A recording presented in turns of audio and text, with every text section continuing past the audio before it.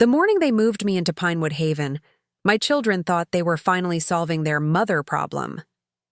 After years of careful planning behind my back, they smiled as they guided my wheelchair through those double doors. Their relief was palpable. They'd found the perfect place to store their inconvenient mother. What my son and daughter didn't realize as they kissed me goodbye was that I had purchased Pinewood Haven 3 years earlier. They had no idea they'd just delivered me to a building I already owned, or what I planned to do next. I'd love to know which corner of the globe you're watching from. And if this story speaks to you, make sure to subscribe. Tomorrow's video is one you absolutely can't miss. When you reach your 70s, you start noticing how people's eyes change when they look at you. It happens gradually. First, the cashiers speak a little louder than necessary. Then your doctor starts addressing questions to whoever accompanied you instead of to you directly. By the time I turned 76, my own children had developed that same look, a mixture of concern, impatience, and something worse, pity. My name is Eleanor Mitchell. For most of my life, I defined myself by my roles: Robert's wife for 42 years, mother to Andrew and Melissa, high school English, teacher for 3 decades. After Robert died 7 years ago, I continued living in our 2-story colonial in Oak Ridge, Pennsylvania, the house where we'd raised our family, hosted countless holiday gatherings, and collected memories in every corner. The trouble began when I fell in the garden 2 years ago. It wasn't serious, a sprained wrist and some impressive bruising, but it triggered something in my children. Suddenly, every phone call included careful questions about my safety and manageability. Was the house becoming too much for me? Had I considered alternative living arrangements? Wouldn't I be happier somewhere with people my own age? I recognized these questions for what they were: the opening moves in a game of chess I hadn't agreed to play. Andrew lived 3 hours away in Pittsburgh with his wife Diana and their teenage twins. He called twice weekly, his corporate efficiency evident in how he scheduled these check-ins between meetings. Melissa lived closer, just 40 minutes away in Westfield, but her demanding career as a hospital administrator and her busy social life meant her visits had dwindled to monthly obligations marked clearly on her calendar. The fall became their favorite reference point, mentioned in nearly every conversation. "Mom, remember when you fell? We just worry about you all alone in that big house." Never mind that I'd maintained an active life, volunteering at the library, attending my weekly book club, tending my garden, and meeting friends for lunch. In their eyes, I had become a problem requiring a solution. What my children didn't know, what I had purposely never shared with them, was that Robert and I had built a considerable fortune through careful investments and his insurance policy. While they assumed I lived comfortably on my teacher's pension and moderate savings, I actually possessed substantial assets they knew nothing about. Robert and I had always been private about our finances, believing that our children should make their own way in the world. This privacy had served me well in recent years. When Andrew suggested I might want to consider selling my house because property values in Oak Ridge are peaking, I nodded thoughtfully while mentally reviewing my portfolio, which included commercial real estate worth several $1,000,000. When Melissa mentioned that her friend's mother just loves her retirement community, I smiled noncommittally, not mentioning that I sat on the board of a senior living corporation that owned facilities across 3 states. I'm not by nature a secretive person, but there was something about their approach, the careful choreography of their concern, the way they exchanged glances when they thought I wasn't looking, that made me wary. So I watched and waited, curious to see how their plans would unfold. The campaign intensified after I came down with pneumonia last winter. I recovered fully, but Andrew and Melissa seized on my temporary weakness as evidence of my increasing frailty. They began tag-teaming their efforts, Andrew researching facilities online, Melissa scheduling tours that I politely declined to attend. "Mom, Pinewood Haven is really lovely," Melissa insisted after one such tour. "It's not like a nursing home at all." They call it a continuing care community. You start in your own apartment, and then if you need more help later, it's all right there. It sounds very well thought out, I replied, serving her another piece of the lemon cake I'd baked that morning. But I'm quite happy here. But are you safe? Andrew asked during his next visit, his voice carrying that practiced concern I'd grown to recognize. This house has so many stairs, so much maintenance. Wouldn't it be nice to let someone else worry about all that? What I couldn't explain to them, what they weren't ready to hear, was that this home contained the geography of my life with Robert. The height markings on the kitchen door frame that tracked Andrew and Melissa's growth. The dent in the hallway wall from when Robert had tried to carry a bookshelf upstairs by himself.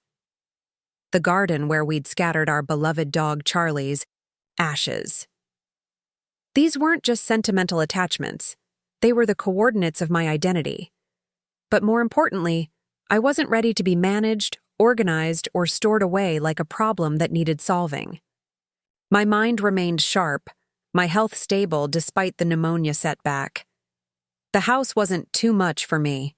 If anything, caring for it gave my days purpose and structure. 3 years ago, when Robert's youngest brother Vernon passed away unexpectedly, I received an inheritance that surprised everyone, including me. Vernon had never married, had lived frugally, and had apparently been a savvier investor than any of us had realized. As the widow of his favorite brother, I received the bulk of his estate, nearly $4 million. I told no one, not even Andrew and Melissa. By then, I had already observed their growing impatience with my independence and had made a decision to protect my autonomy.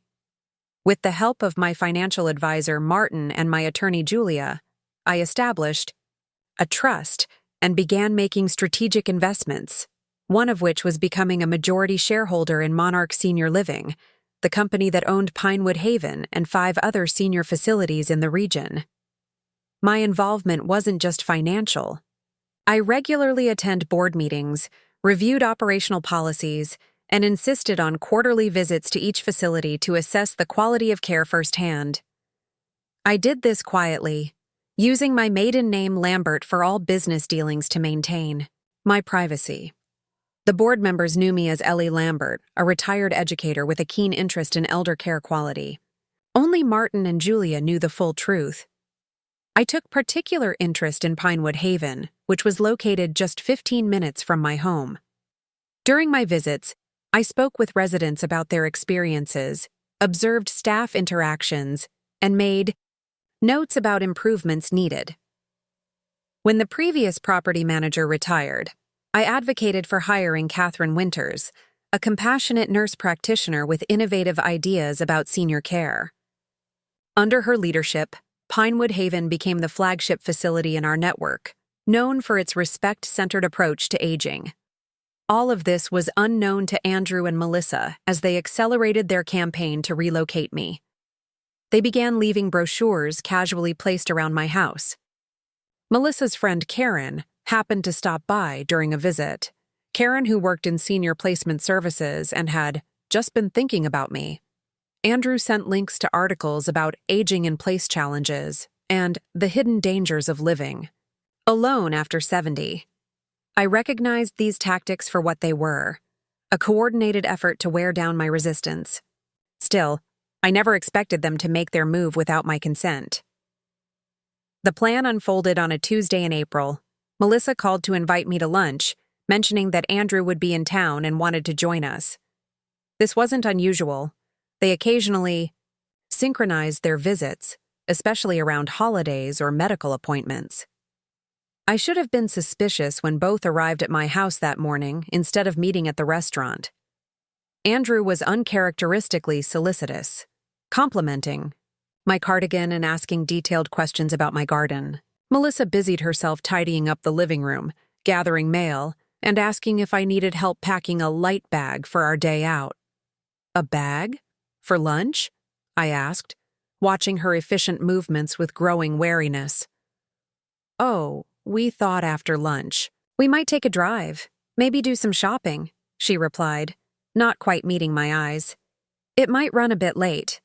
Before I could question further, Andrew suggested I might want to bring a sweater in case it gets chilly, and asked if I had my medications with me.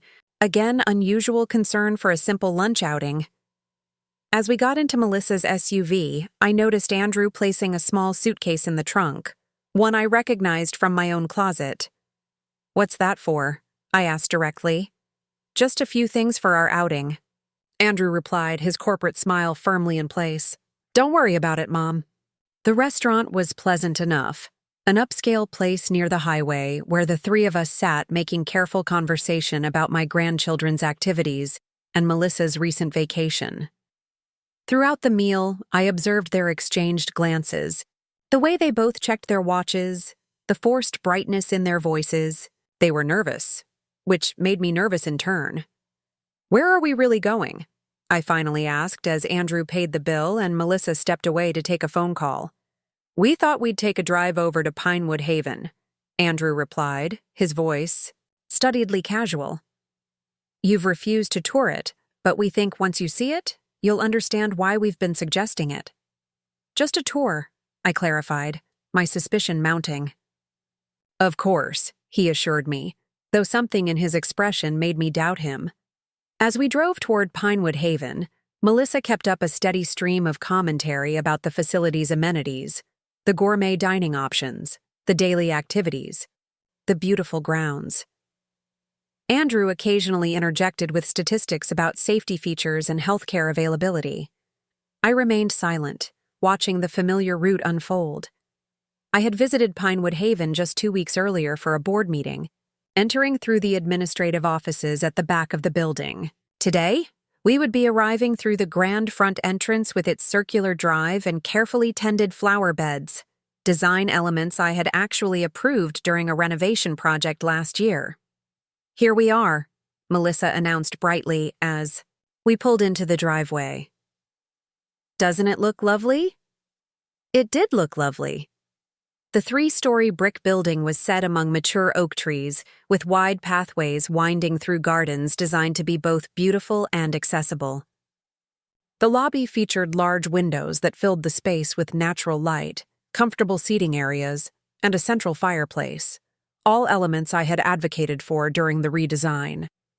What surprised me was the welcoming committee waiting at the entrance: Catherine Winters, the facility director I had personally hired, Dr. Harris, the medical director, and Jessica from admissions, holding a folder I recognized as our standard intake packet. A lot of love and effort went into bringing this story to life. If you're enjoying it, we'd be so grateful if you'd subscribe to our channel. Now, back to where we left off. "What is this?" I asked, turning to my children as understanding dawned. "Mom, we've made arrangements for you to stay," Andrew said, his voice taking on that special tone people use with children and the elderly. "Just for a trial period." "A trial period," I repeated flatly. 30 days, Melissa added quickly, "just to see if you like it. We've brought some of your things and we can get whatever else you need." "I see." I took a deep breath, looking between my children's eager, nervous faces and the staff who were carefully maintaining professional expressions. Catherine's eyes showed a flicker of confusion. She clearly didn't recognize me as Ellie Lambert.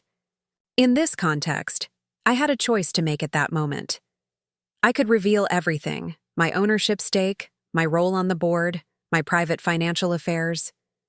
I could watch their expressions change from confident management of their elderly mother to embarrassed recognition of their miscalculation.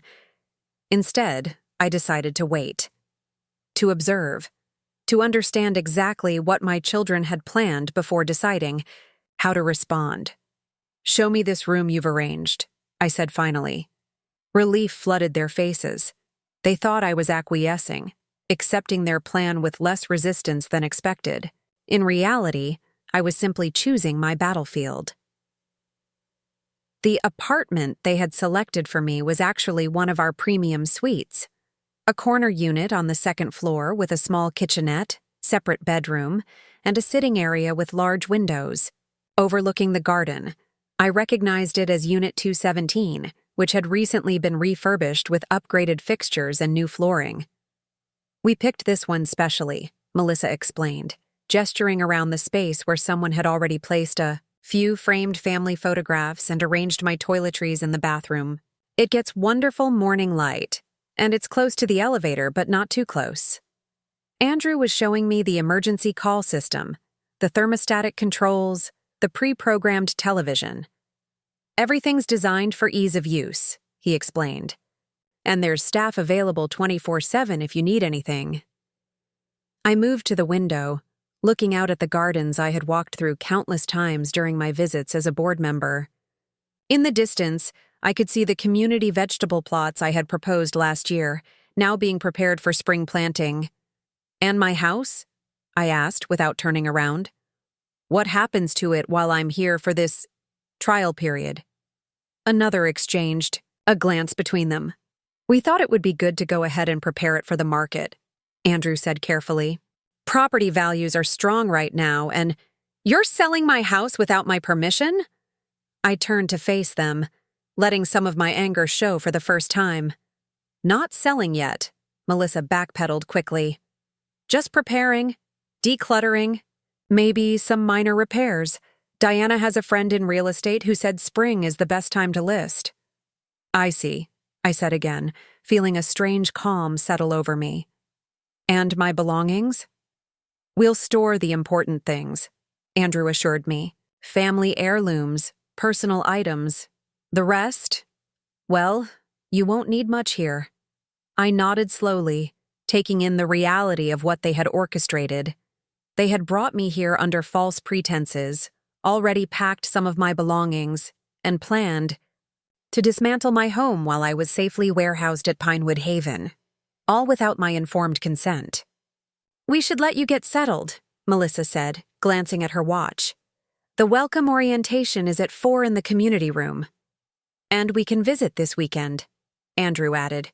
"Once you've had a chance to adjust and meet some of the other residents." They were eager to leave, I realized, to conclude their mission successfully and return to their busy lives, secure in the knowledge that the mother problem had been solved. I had been relocated, my house would soon be liquidated, and they could move forward unburdened by daily concern about my well-being. "Before you go," I said, "I'd like to speak with Catherine, Ms. Winters. Alone, please." They hesitated, another look passing between them.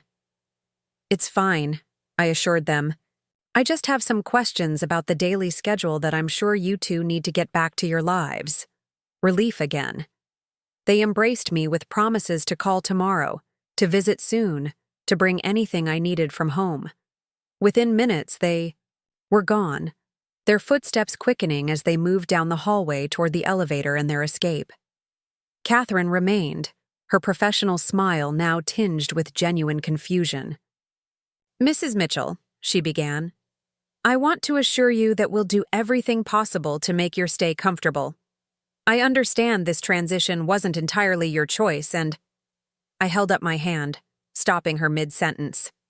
"Catherine, could you close the door, please?" She complied, her confusion deepening.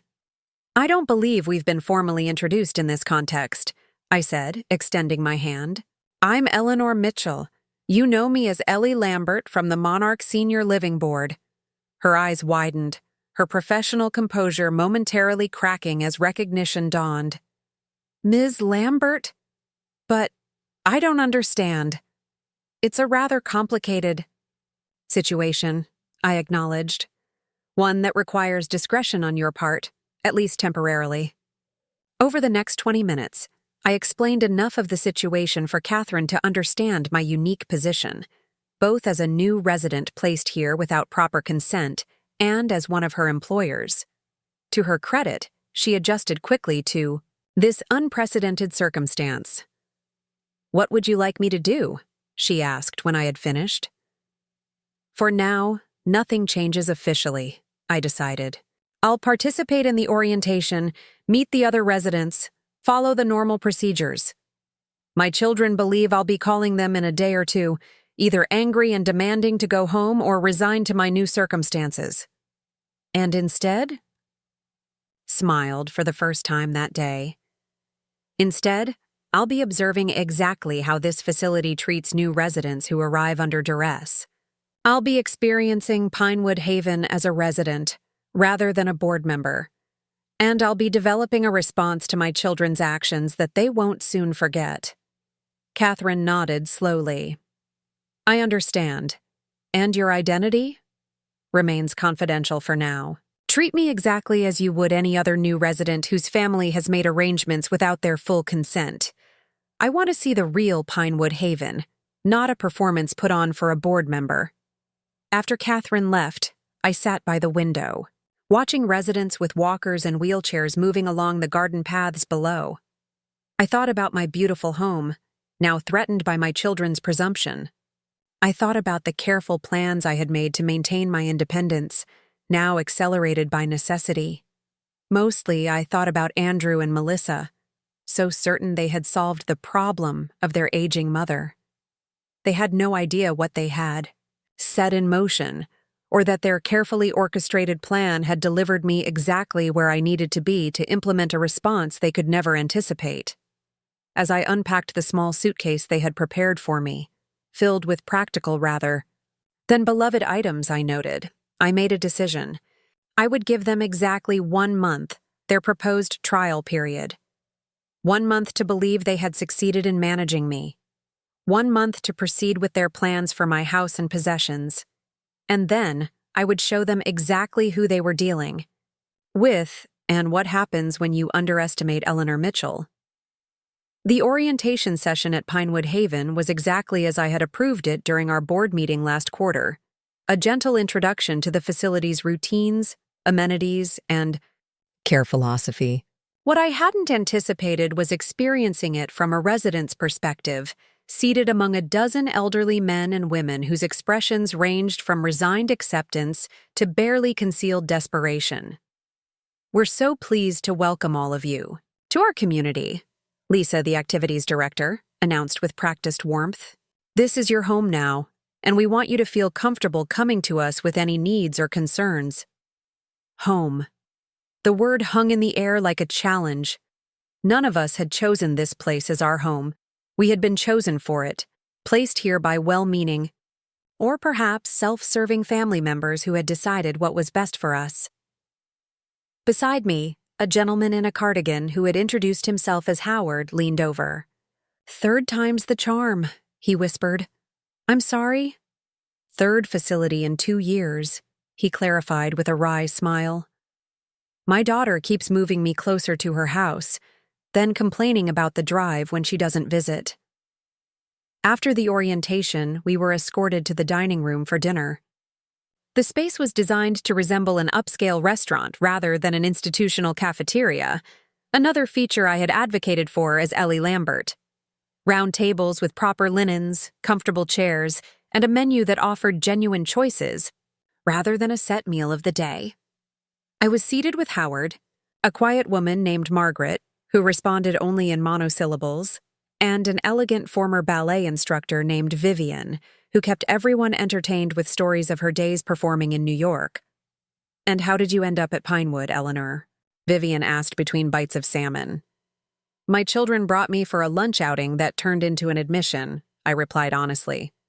Vivian nodded as if this were the most natural thing in the world. "Ambush admission. Classic technique. My son told me we were going shopping for my granddaughter's birthday. Drove straight here instead. My nephew said it was just for recovery. After my hip replacement," Howard added. "That was 8 months ago." Their matter-of-fact acceptance of this deception disturbed me deeply. As a board member, I had reviewed admission protocols and marketing materials, but I had never considered how many residents arrived under false pretenses, their trust violated by the very people meant to protect them. After dinner, I returned to my room to find a message from Melissa on the facility's phone system, her voice artificially bright. "Hi, Mom. Just checking to see how your first afternoon is going. The place is lovely, isn't it? Andrew and I are at the house getting some more of your things. We'll bring your favorite armchair this weekend. Love you." I didn't return the call. Instead, I took stock of my situation and resources. In my purse, which thankfully had been with me during the lunch outing, I had my cell phone, wallet, and a small notebook. My medication organizer contained a week's worth of pills. The suitcase Andrew had packed held basic clothing, toiletries, and a few photographs, but nothing personal enough to provide real comfort. More importantly, what I had was knowledge and connections that my children didn't know about. I opened my phone's contacts and scrolled to Julia Ramirez, my attorney. "Eleanor," she answered warmly. "How are you?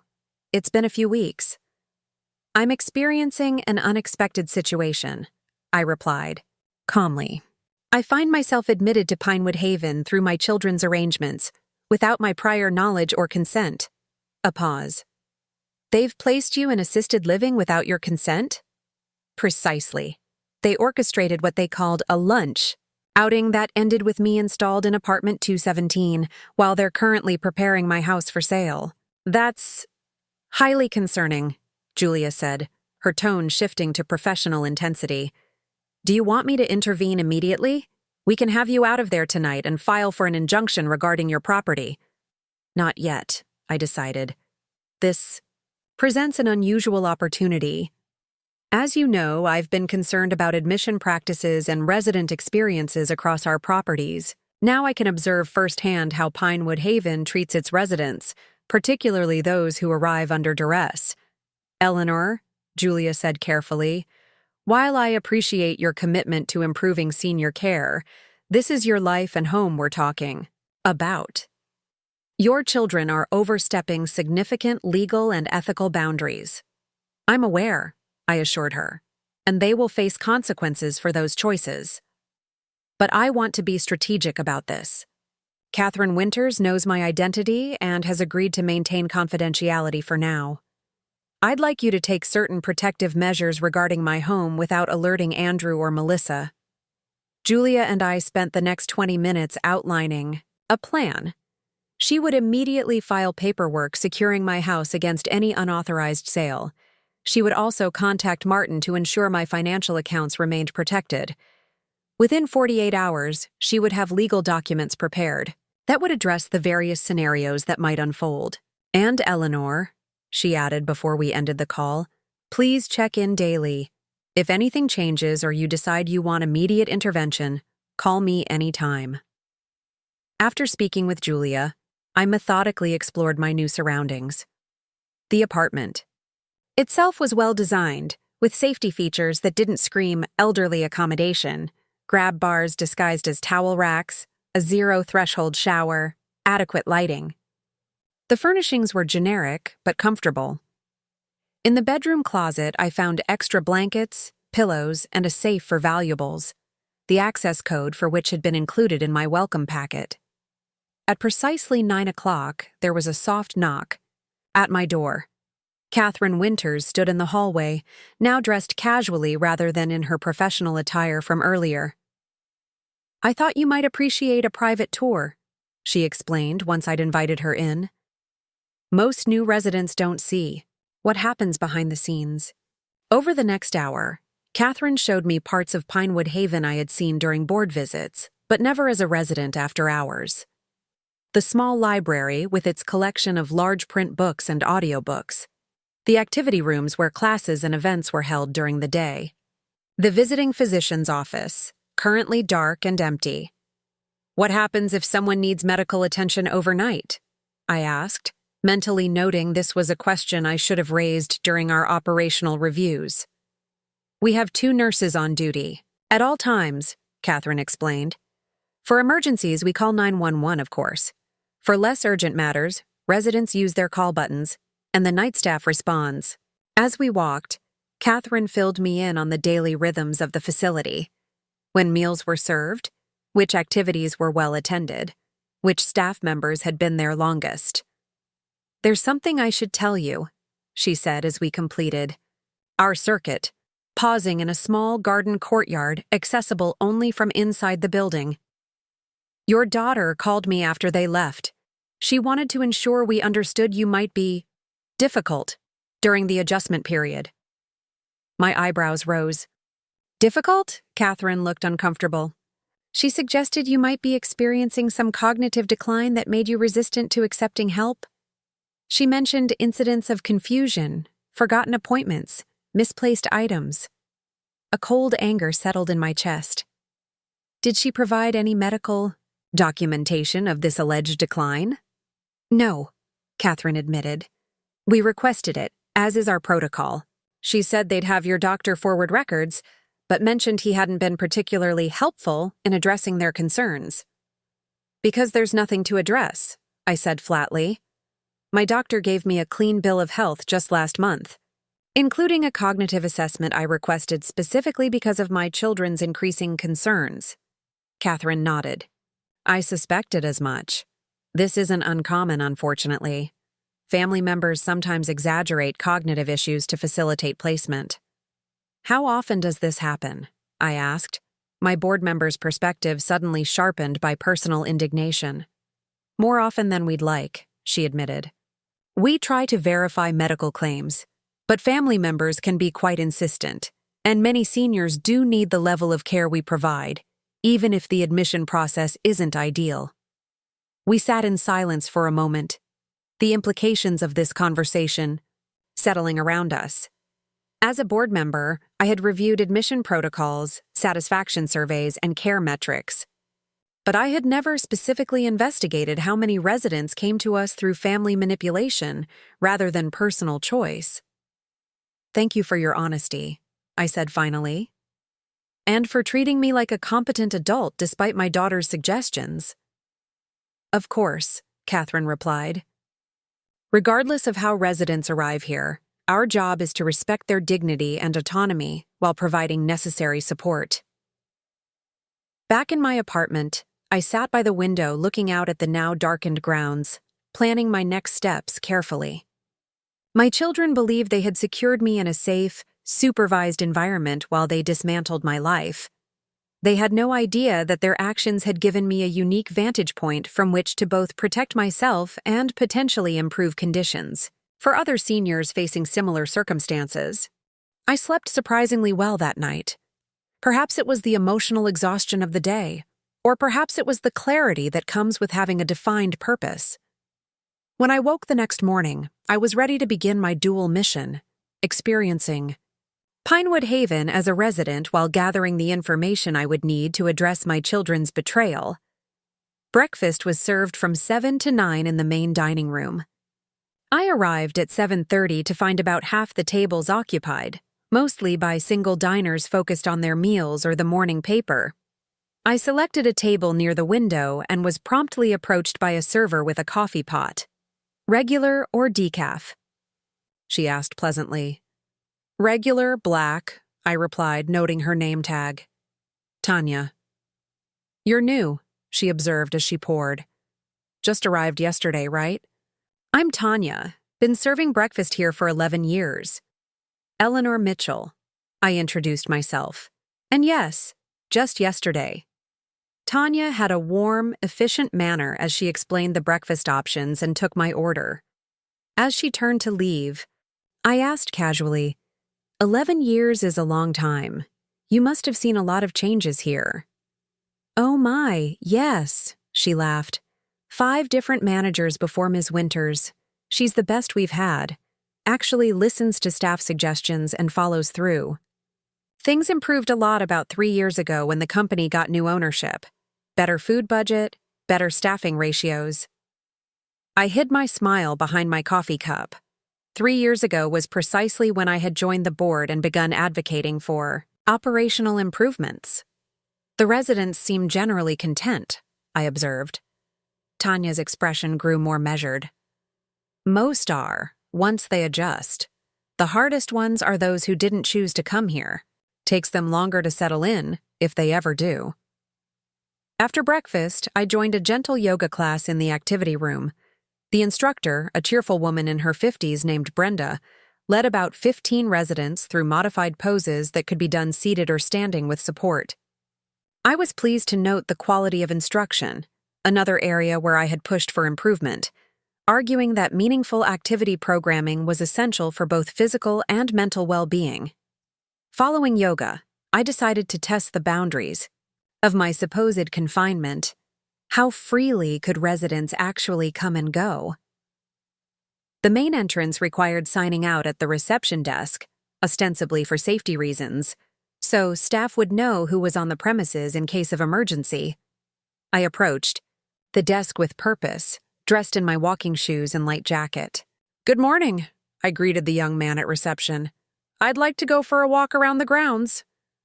"Of course, Mrs. Mitchell," he replied, consulting his computer screen briefly. "Let me just have you sign out here." He pushed a logbook toward me. I signed my name, noting the time, 10:17 a.m. "Beautiful day for a walk," I commented. "It is," he agreed. "The gardens are lovely this time of year. Just be sure to stay on the property paths. They're better maintained than the public sidewalks. No mention of restrictions or required escorts." Interesting. I had wondered if my children had left specific instructions about my movements. The grounds of Pinewood Haven were genuinely beautiful, with winding paths through carefully maintained gardens. I followed one that led around the perimeter of the property, mentally noting areas where additional benches might be useful. At the far corner of the grounds, I could see the service road that led to the staff parking area and the administrative offices where I typically entered for board meetings. I was tempted to walk out to the public sidewalk just beyond the property line to test whether anyone was monitoring my movements. But that would reveal my hand too early. Instead, I completed my circuit of the grounds, observing other residents as they enjoyed the morning sunshine, some alone, some with visiting family members, a few accompanied by staff. Back inside, I noticed Howard from yesterday's orientation, sitting in the library, engrossed in a mystery novel. "Mind if I join you?" I asked, gesturing to an adjacent armchair. "Please do," he replied, marking his page. "How was your first night in paradise?" His dry tone made me smile. "Surprisingly restful. And yours?" "Same as the last 200?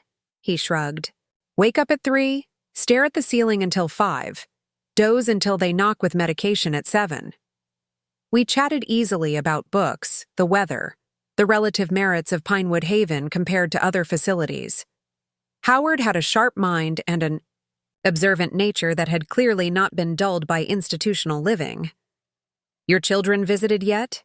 he asked after a while. "They're coming this weekend, apparently, bringing my favorite armchair as a peace offering." He nodded knowingly. "That's phase 2.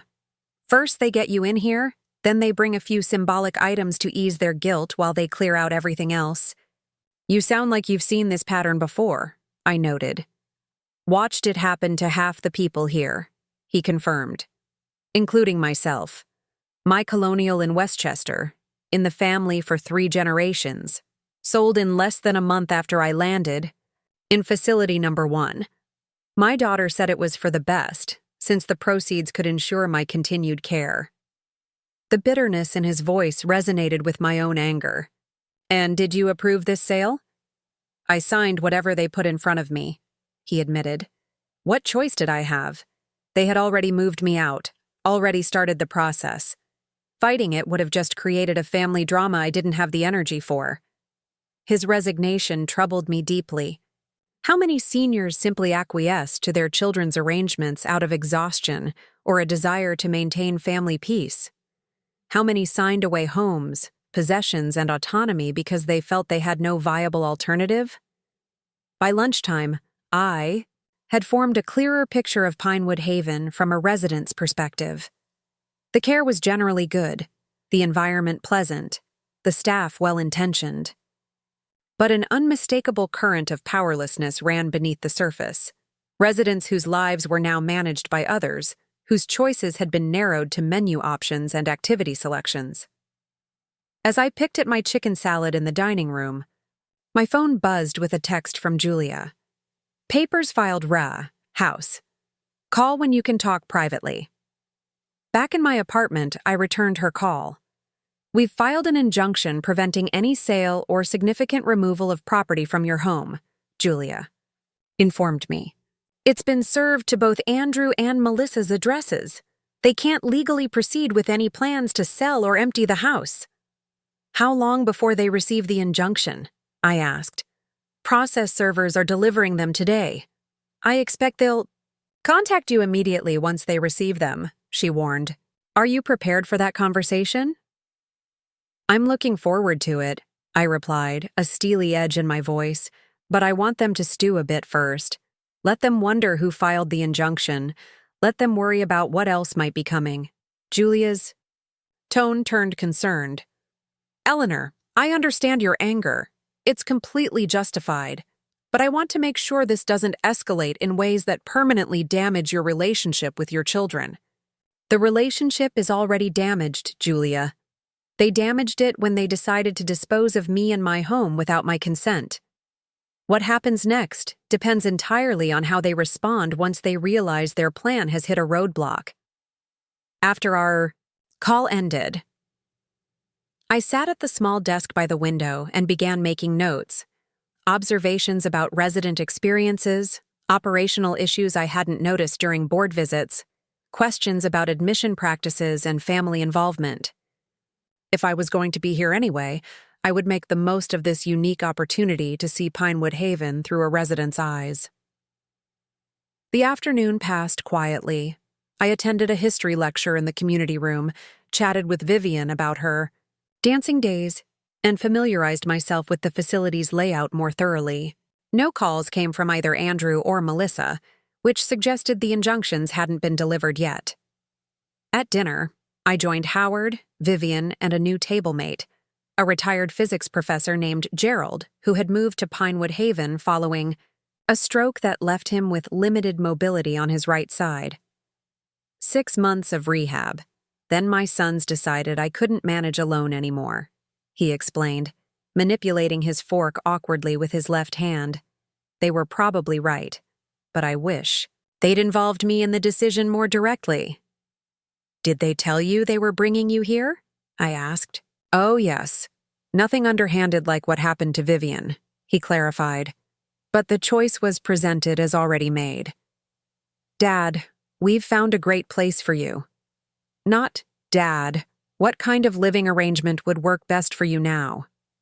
The distinction was important. Not all family transitions to senior living were manipulative, but many involved a fundamental failure to respect the elder's agency in life-altering decisions. As we finished our dessert, a surprisingly good apple crisp, my phone buzzed again. Andrew was calling. The injunction had clearly been delivered. I excused myself from the table and returned to my apartment before answering. Mom, Andrew began without preamble, his voice tight with controlled anger. We've just received some legal paperwork regarding your house. Do you know anything about this? I imagine it's an injunction preventing you from selling my home without my consent, I replied calmly. A moment of stunned silence. So, you did file this? Mom, we're trying to help you. The house is too much for you to manage, and the house is mine, Andrew. Not yours, not Melissa's, mine. And any decisions about its future will be made by me, not by my children behind my back. We weren't going behind your back, he protested. We were handling the practical details while you adjusted to Pinewood Haven. You know how upset you get about change, and you thought it would be easier to ask forgiveness than permission, I interrupted. You thought once I was safely warehoused here, you could dispose of my home and possessions as you saw fit. That's not fair, he insisted, though his tone suggested I'd hit close to the mark. We're thinking about your safety, your future care, needs. The house would provide funds to ensure you're taken care of for years to come. I'm quite capable of making my own financial and housing decisions, Andrew. The fact that you and Melissa orchestrated this move without my informed consent suggests you're either unaware of that fact or deliberately ignoring it. Neither reflects well on you. The conversation continued in this vein for several minutes. Andrew, alternating between defensive justification and attempts to position himself as the responsible son looking out for his elderly mother's best interests. I maintained a calm, firm stance throughout.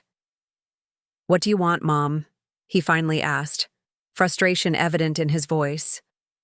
"I want what any competent adult wants, Andrew. Respect for my autonomy, involvement in decisions that affect my life, honesty from my children." I paused, letting that sink in. "For now, I'll stay at Pinewood Haven for the 30-day trial period you arranged. During that time, neither you nor Melissa will make any changes to my home or remove any items without my explicit written permission. And after 30 days?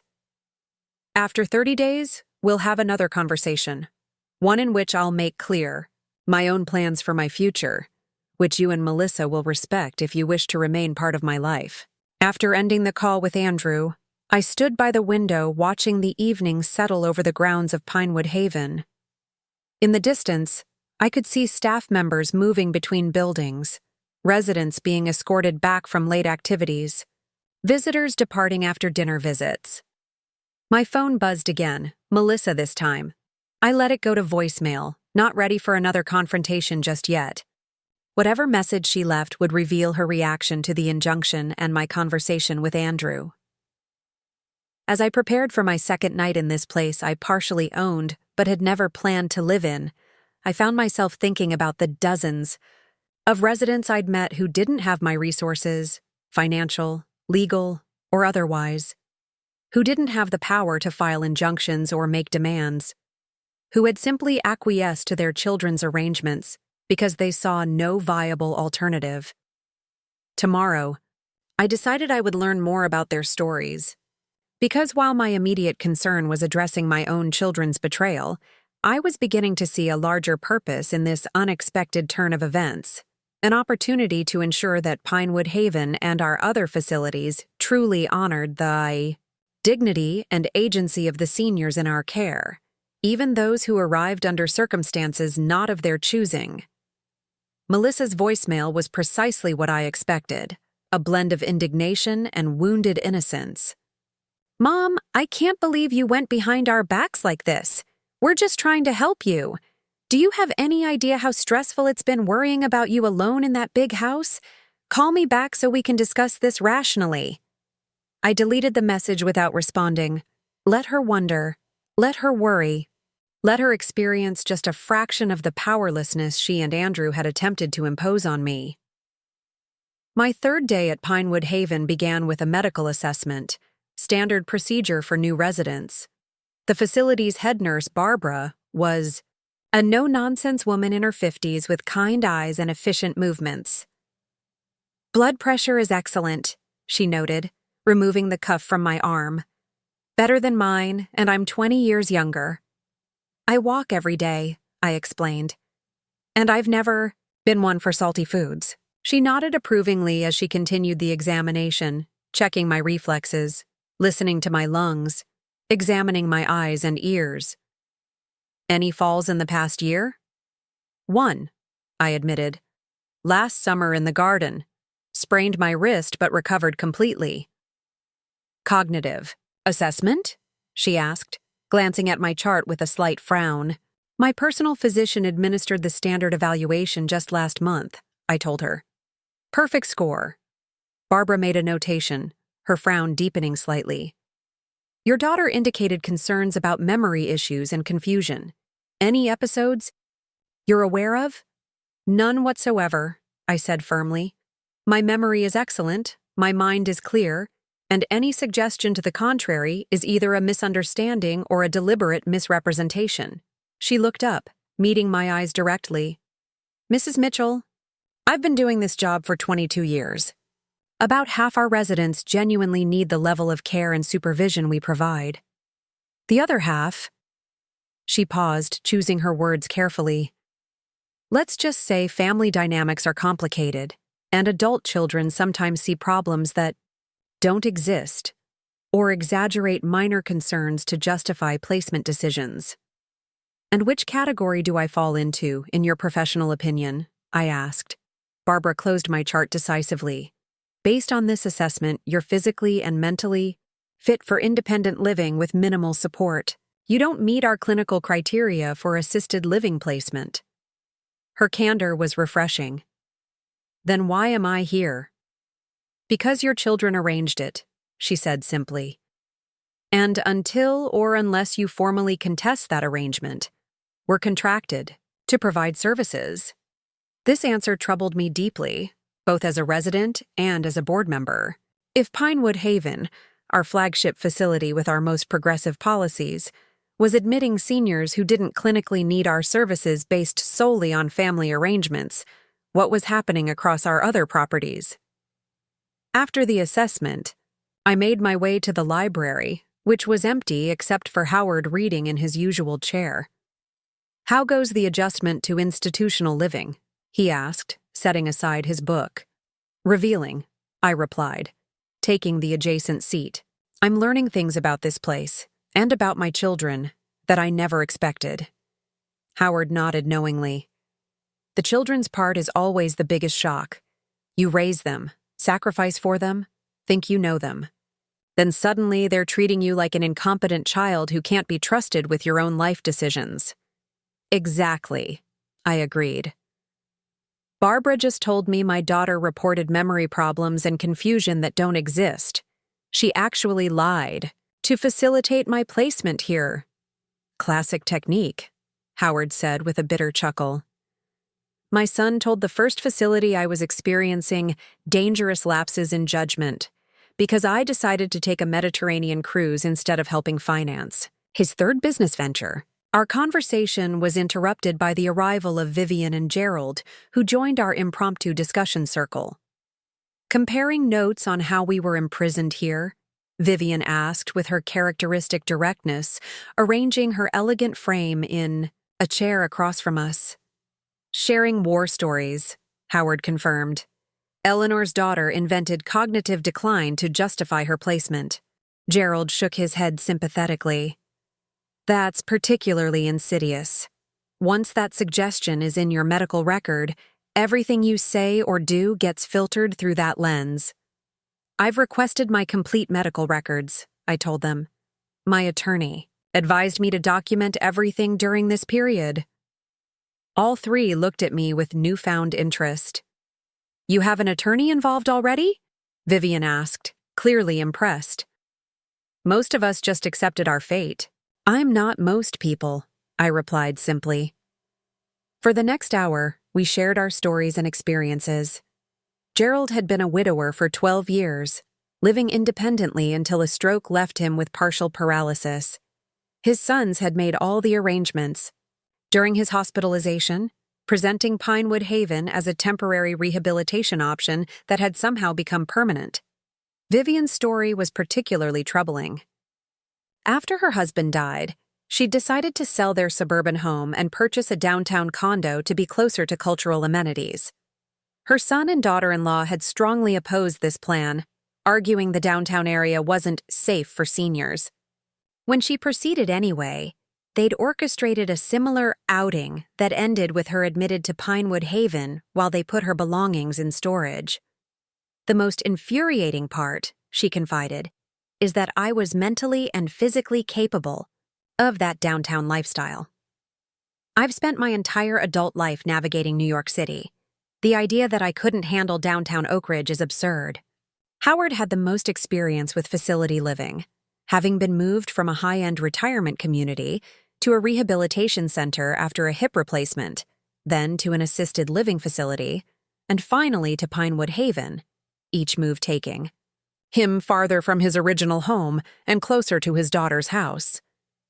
"Each time I lost more possessions, more connections, more independence," he explained.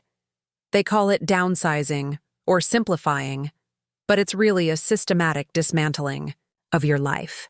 Their stories filled me with a complex mixture of emotions: anger at the injustice they'd experienced, gratitude for my own resources that gave me options they hadn't had, and determination to use my unique position to effect change. "What if we formed a residents' advocacy group?" I suggested it suddenly. "Not just a social committee planning activities, but an actual advocacy body addressing policies and practices that affect our autonomy and dignity." Gerald looked skeptical. "The administration would never support that." "They might if the right pressure were applied," I countered. thinking of my position on the board and the influence it gave me. "I'd join," Vivian said decisively. "I've still got a fight left in me, even if my son thinks I belong in a rocking chair." Howard considered the idea.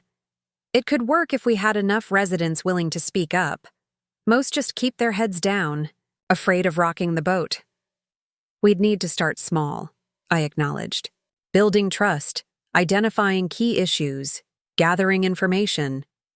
But even small changes could make a significant difference in how residents experience this place." As we continued our discussion, I mentally cataloged the issues they raised. The subtle infantilization by some staff members, the assumption that family members spoke for residents rather than with them, the lack of transparency about financial arrangements, the limited privacy in a communal setting. These were all matters I could potentially address as a board member, but experiencing them firsthand as a resident gave me a perspective I'd previously lacked. The gap between our carefully crafted policies and the lived reality of our residents was wider than I had realized. After lunch, I returned to my apartment to find a handwritten note had slipped under my door. "Eleanor, please come to my office. At 2:00 if convenient. Need to discuss an important matter. Catherine." Intrigued, I arrived at Catherine's office precisely at 2, curious about what couldn't be discussed over the phone. "Thank you for coming," she said, closing the door behind me. "I wanted to speak with you privately about a development. Your daughter called this morning, extremely upset about the injunction regarding your house." "I imagined she would be," I replied calmly. "She demanded to know if we had provided you with legal resources or contacts," Catherine continued. When I explained that residents' legal affairs are their private business, she became difficult. She implied that you aren't competent to make legal decisions, and that by allowing you access to phones and visitors without family approval, we were potentially enabling exploitation. My anger flared. "She actually suggested I'm not competent?" Catherine nodded grimly.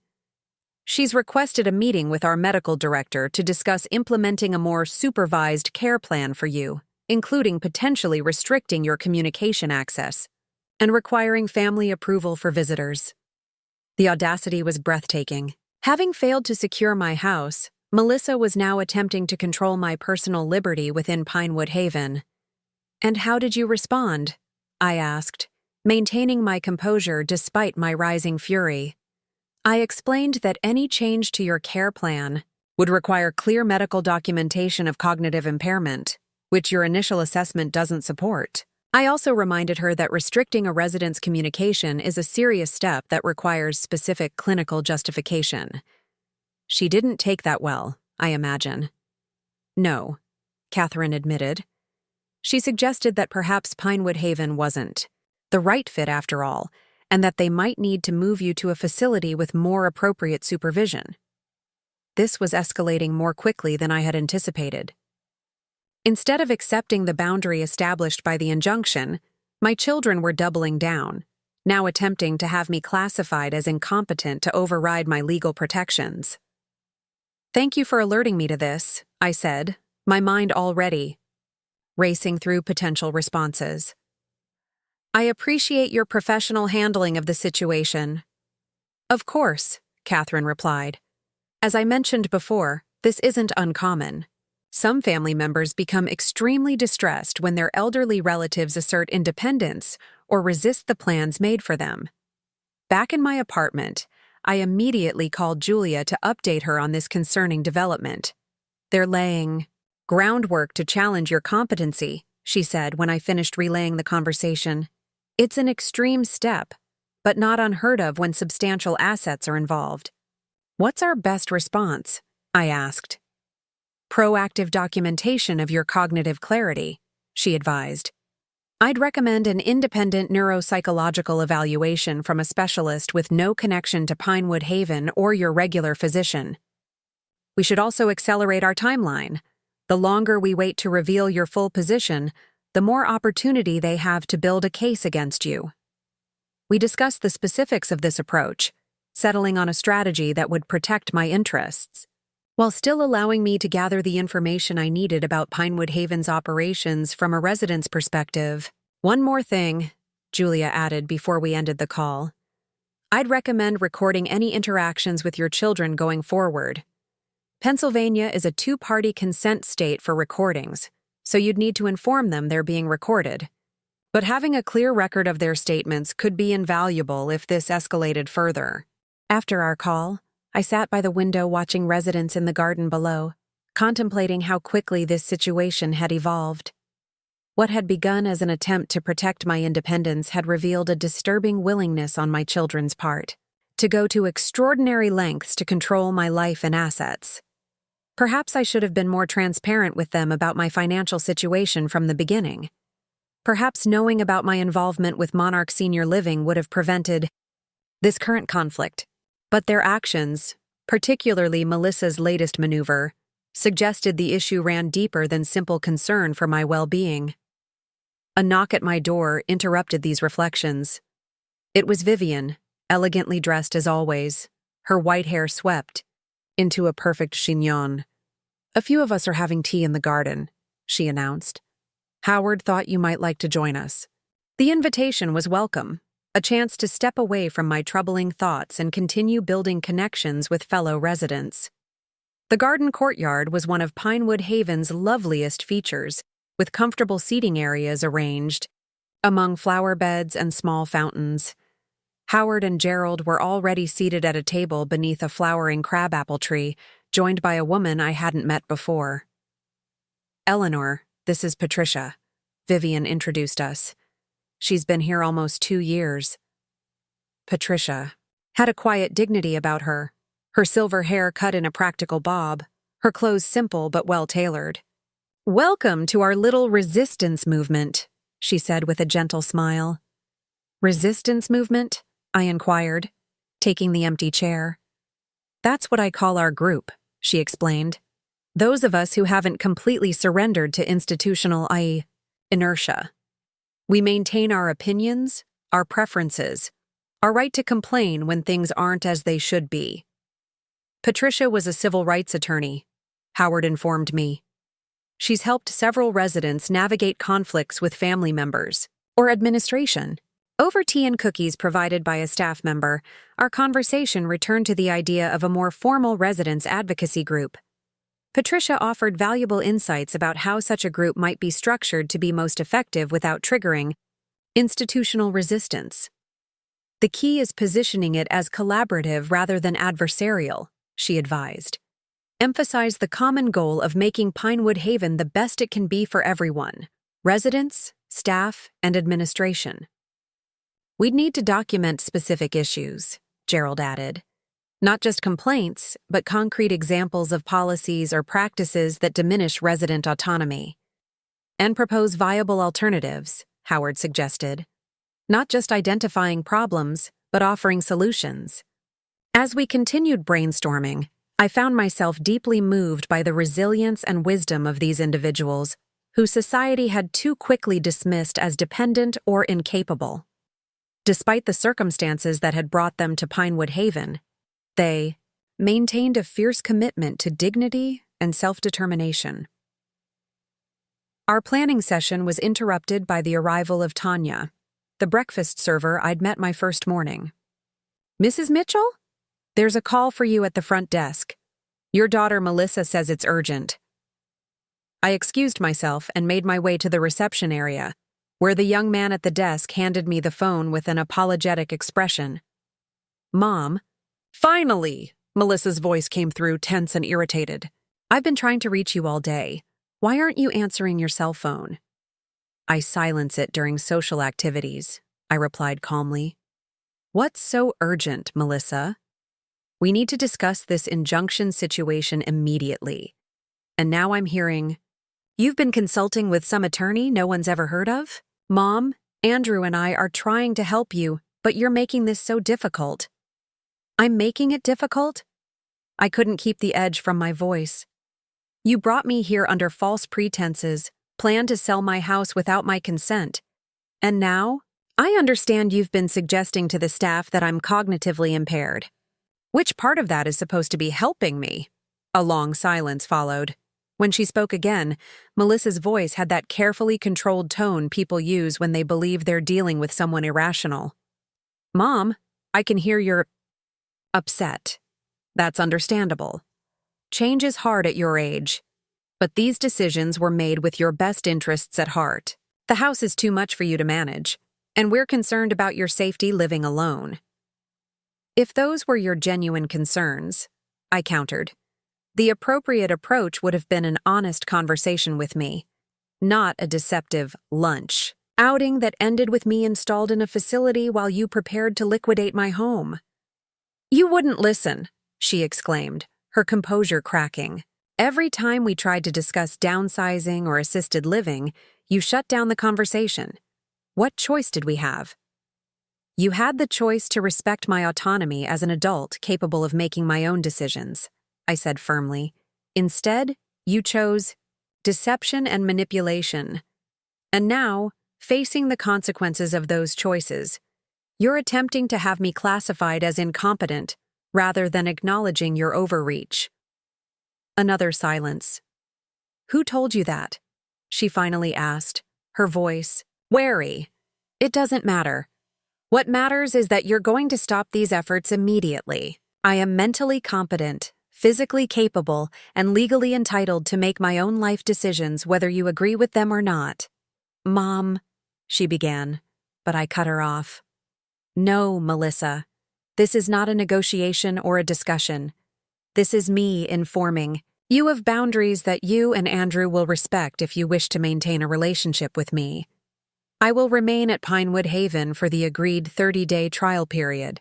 During that time, neither of you will take any action regarding my home or possessions without my explicit written consent. You will not speak to the staff here about my cognitive status or attempt to restrict my communication or visitor access.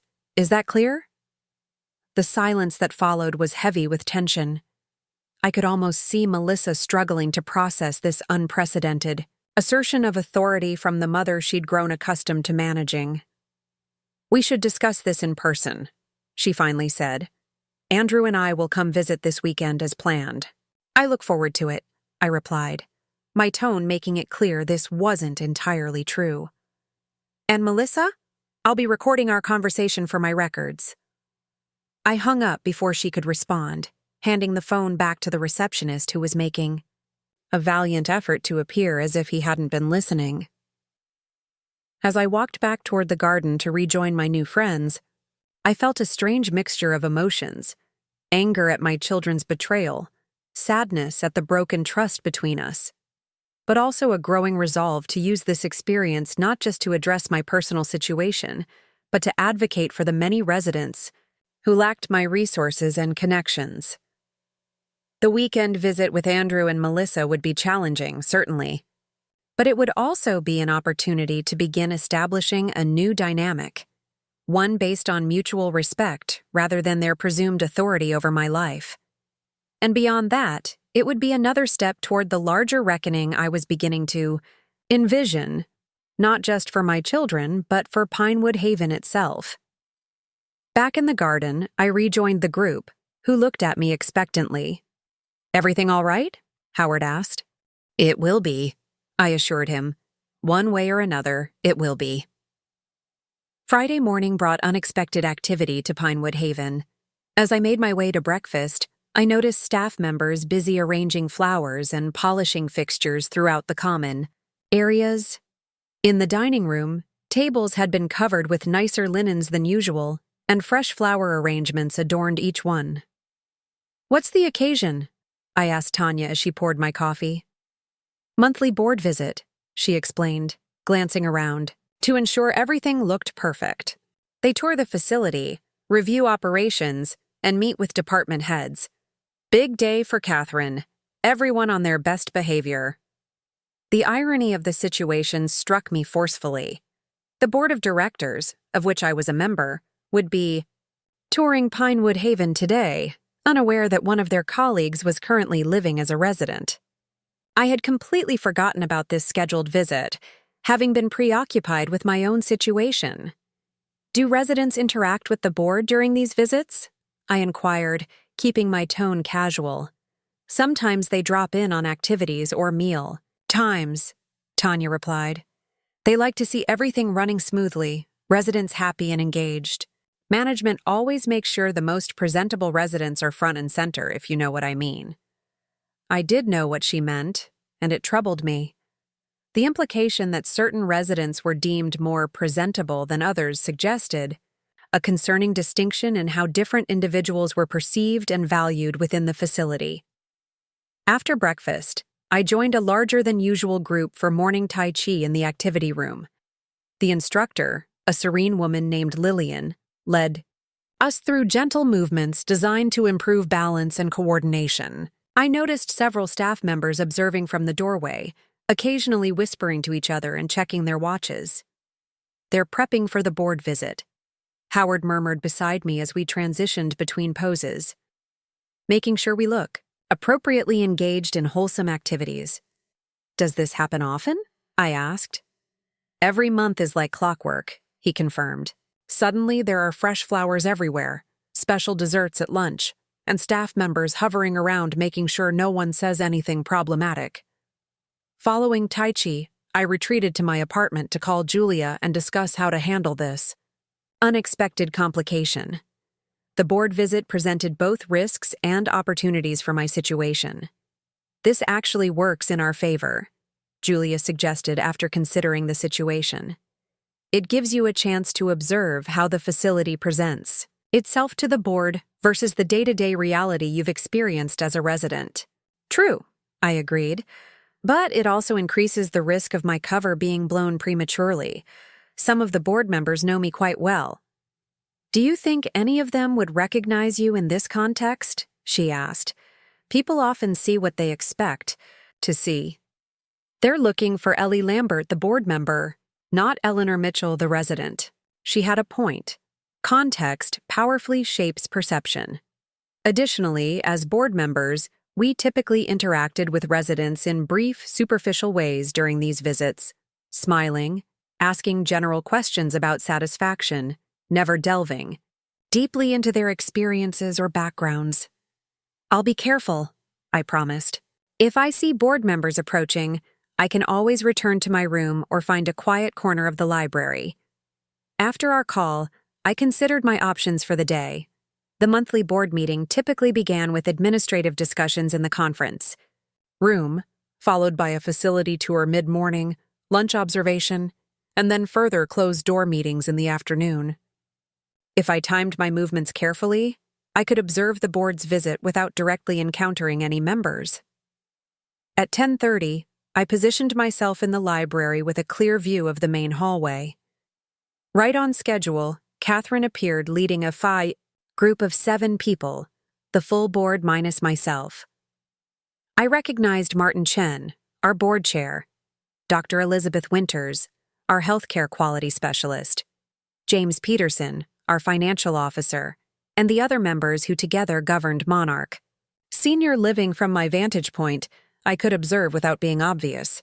Catherine was explaining the activities schedule displayed on a large calendar near the entrance, gesturing enthusiastically as she highlighted the variety of options available to residents.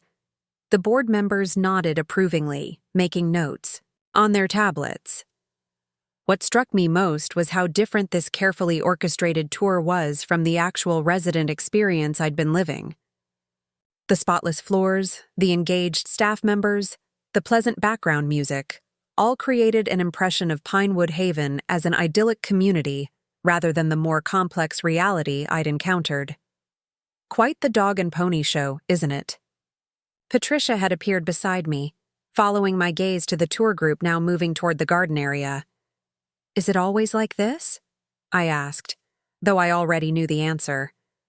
Oh, yes, she confirmed. 1 day a month, we live in paradise. The other 29 days, it's just an institution with better furniture than most.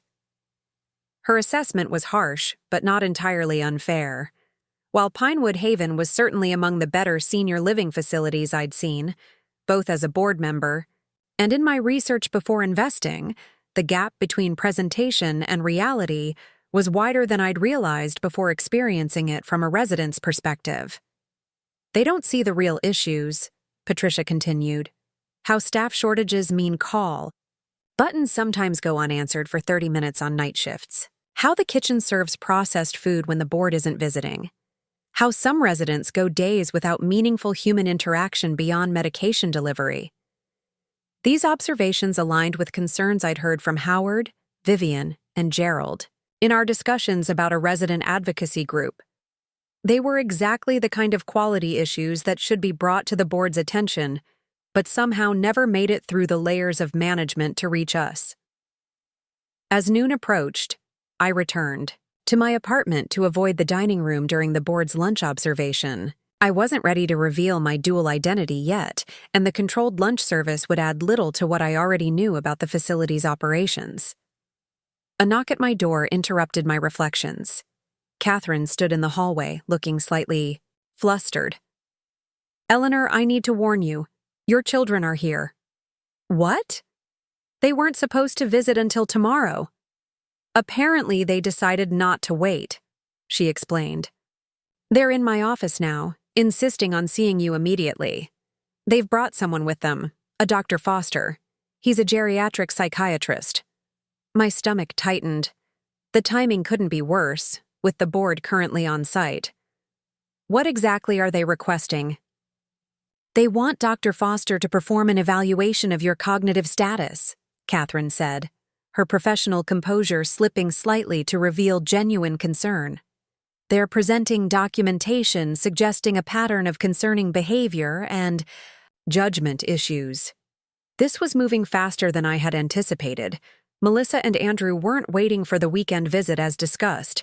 They were making a preemptive strike, likely hoping to establish doubt about my competency before I could fully implement my legal protections. "What documentation?" I asked sharply.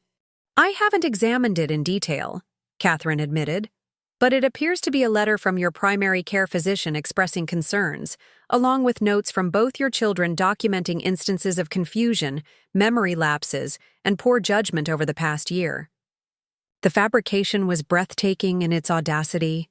My primary care physician, Dr. Winters, had given me a clean bill of health just weeks ago, including a perfect score on a cognitive assessment I'd requested specifically because of my children's increasing concerns.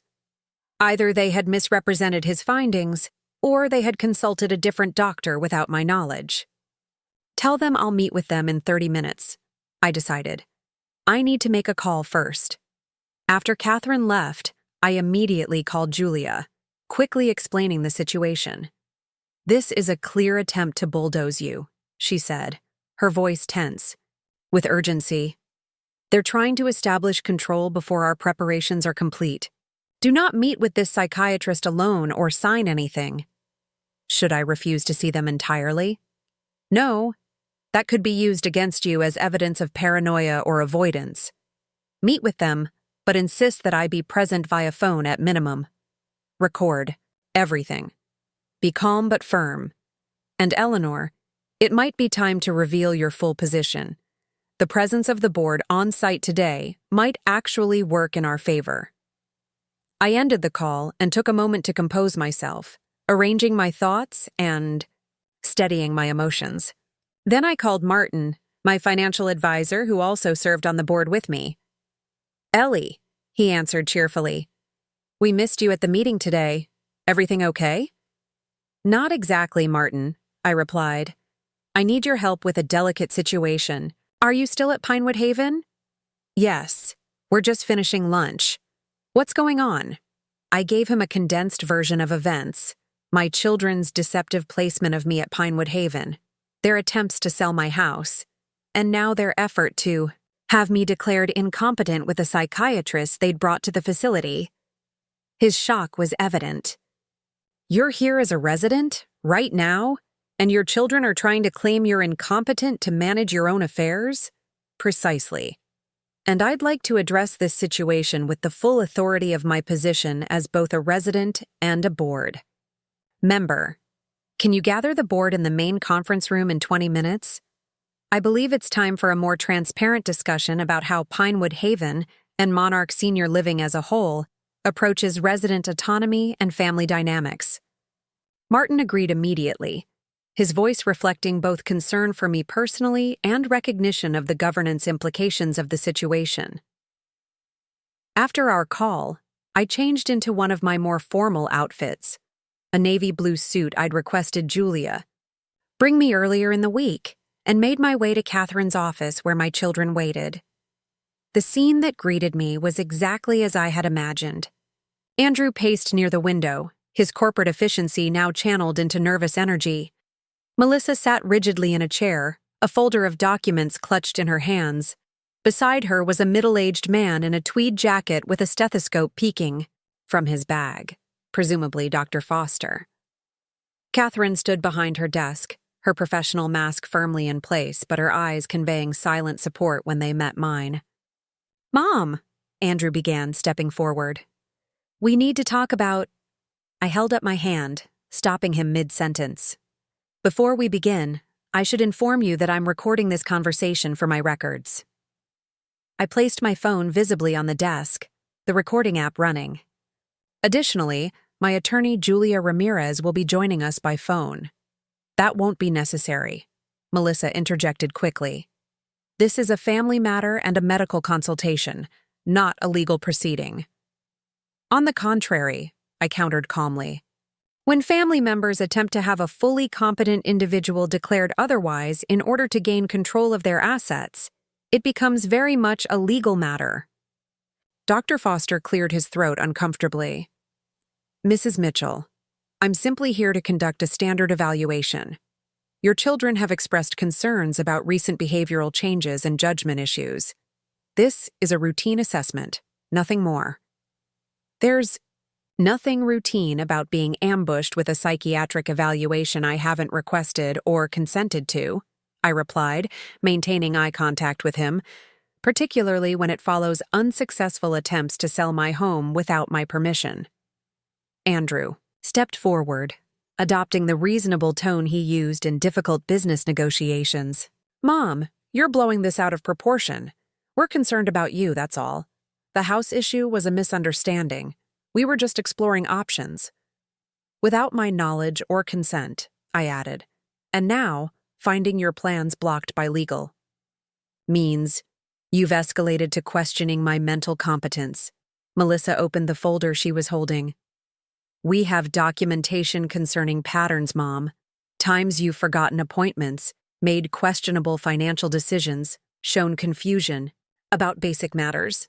All fabricated or exaggerated," I stated firmly. "My primary care physician gave me a perfect score on a cognitive assessment just last month. I suspect whatever documentation you have either misrepresents his findings or comes from a doctor I've never met." A tense silence followed this accusation.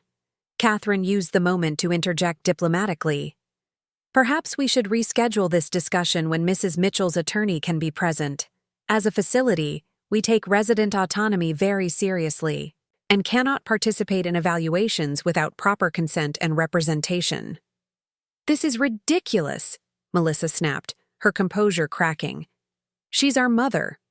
We have a right to ensure she's receiving proper care and making sound decisions." "Being your mother doesn't make me your ward," I replied evenly. "I am a legally competent adult with the right to make my own choices, even ones you disagree with." The situation might have continued to escalate, but a knock at the door interrupted us. Martin entered, his tall frame filling the doorway, his expression professionally neutral, though his eyes showed recognition when they met mine. "I apologize for the interruption," he said formally. "Mrs. Mitchell, the board of directors has requested your presence in the main conference room regarding an urgent matter." Andrew frowned in confusion. "The board? What board? Mom doesn't have any meetings with the board." I stood, gathering my purse and phone. "Actually, I do. Catherine, would you please escort Dr. Foster to the lobby? My children will be accompanying me to this meeting." "Mom, what is going on?" Melissa demanded, her voice rising with frustration. "We're in the middle of an important discussion about your care." "No," I corrected her. "You were in the middle of an attempted end run around my legal rights. Now we're going to have a different conversation entirely. one that I think will clarify a number of things for both of you. Without waiting for further protest, I followed Martin into the hallway, knowing my thoroughly confused children would have little choice but to follow or risk creating a scene. As we walked toward the conference room, Martin leaned closer. The entire board is waiting. Elizabeth is particularly disturbed by the implications for resident rights. Are you sure you want to do this now? Absolutely, I confirmed. It's time for complete transparency, both about my personal situation and about the larger issues it reveals regarding how Monarch Senior Living approaches resident autonomy. The main conference room was Pinewood Haven's most impressive space, with a large oval table, comfortable executive chairs, and floor-to-ceiling windows overlooking the gardens. The board members were seated around the table, their expressions ranging from confusion to concern as Martin and I entered, followed by my increasingly bewildered children. Ladies and gentlemen, Martin began formally, I believe most of you know Ellie Lambert, our colleague on the Monarch Senior Living Board, and one of our major shareholders. The board members nodded in recognition, several offering greetings.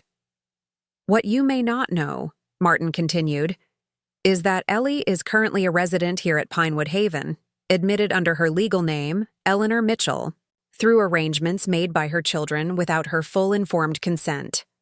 A ripple of surprise moved through the room. Elizabeth Winters, our healthcare quality specialist, looked particularly troubled by this revelation. Furthermore, Martin added, her children are now attempting to have her declared mentally incompetent in order to override legal protections she has established regarding her home and assets. Andrew stepped forward, his face flushed with confusion and embarrassment. What is happening here? Mom, who are these people? What is he talking about?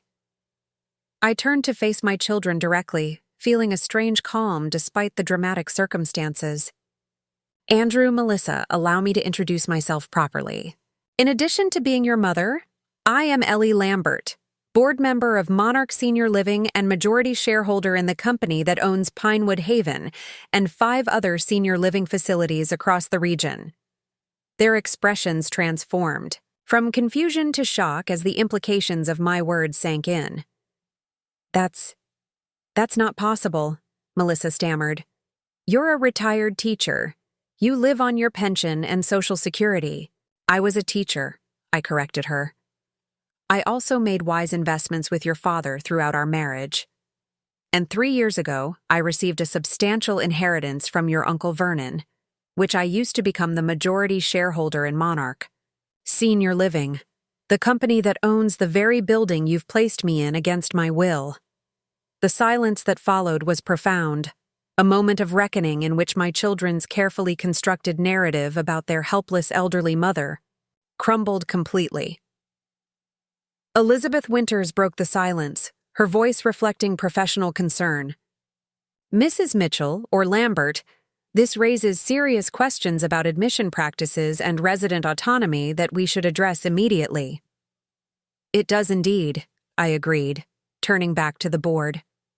Which is why I believe my unexpected residency here presents a unique opportunity for Monarch Senior Living to examine how our facilities handle issues of consent, family involvement, and resident rights, not just on paper, but in practice.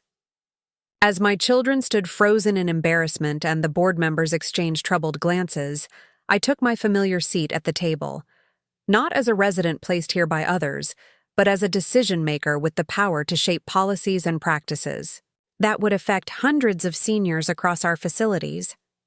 The meeting that followed would change everything. For me, for my children, for Pinewood Haven, and for the future of Monarch Senior Living itself. The conference room fell into a heavy silence as the full impact of my revelation settled over everyone present. My children stood frozen near the doorway, their expressions cycling through disbelief, embarrassment, and dawning horror as they realized the magnitude of their miscalculation. The board members exchanged glances that communicated a complex mixture of surprise, concern, and, from several, a poorly concealed fascination with the unfolding drama. Martin was the first to recover his professional composure. Given the unusual circumstances, I suggest we formally convene this special session of the board to address both Mrs. Mitchell's personal situation and its implications for our resident policies across all Monarch facilities. Agreed, said Elizabeth Winters, our healthcare quality specialist. This presents issues that require immediate attention. Andrew took a halting step forward, his corporate poise thoroughly shattered. Mom, I don't understand. How could you keep something like this from us? All this time, we thought. You thought I was a financially vulnerable old woman you could shuffle away for convenience, I interrupted, my voice level but firm. You thought my home could be liquidated, my possessions distributed, my independence curtailed, all without meaningful consultation with me. That's not fair, Melissa protested, finding her voice at last. We were worried about you living alone. The fall in the garden, the pneumonia last winter. Minor incidents that I recovered from completely, I pointed out. Incidents that happen to people of all ages, not just seniors. Yet you use them as justification for a comprehensive takeover of my life. James Peterson, our financial officer, cleared his throat uncomfortably. Perhaps Mrs. Mitchell's family should wait outside while the board discusses the policy implications? This is technically a closed board meeting. No, I said decisively. My children should stay. They need to hear this discussion. They need to understand the consequences of their actions, not just for me, but potentially for all residents in our facilities. Reluctantly, Andrew and Melissa took seats along the wall, physically separated from the board table, a visual representation of their sudden shift from authority figures directing my life to uncomfortable witnesses to proceedings beyond their control. Catherine Winters had joined us by this point, taking a seat near the board table but not at it, positioned as both an administrator and a crucial witness to what had transpired. For clarity, Martin began, assuming his role as board chair. Let's establish the sequence of events. Mrs. Mitchell, or Lambert as we know you professionally, you were admitted to Pinewood Haven approximately 5 days ago through arrangements made by your children without your full informed consent. Is that correct? It is, I confirmed. I was told we were going to lunch. Instead, I was brought here, shown to a prearranged room where some of my belongings had already been placed, and effectively left with the understanding that this was my new residence. Meanwhile, my children began preparations to sell my home. Elizabeth. Winters frowned deeply. This raises serious concerns about our admission procedures. Catherine, what documentation was provided for Mrs. Mitchell's admission? Catherine opened the folder she had brought with her.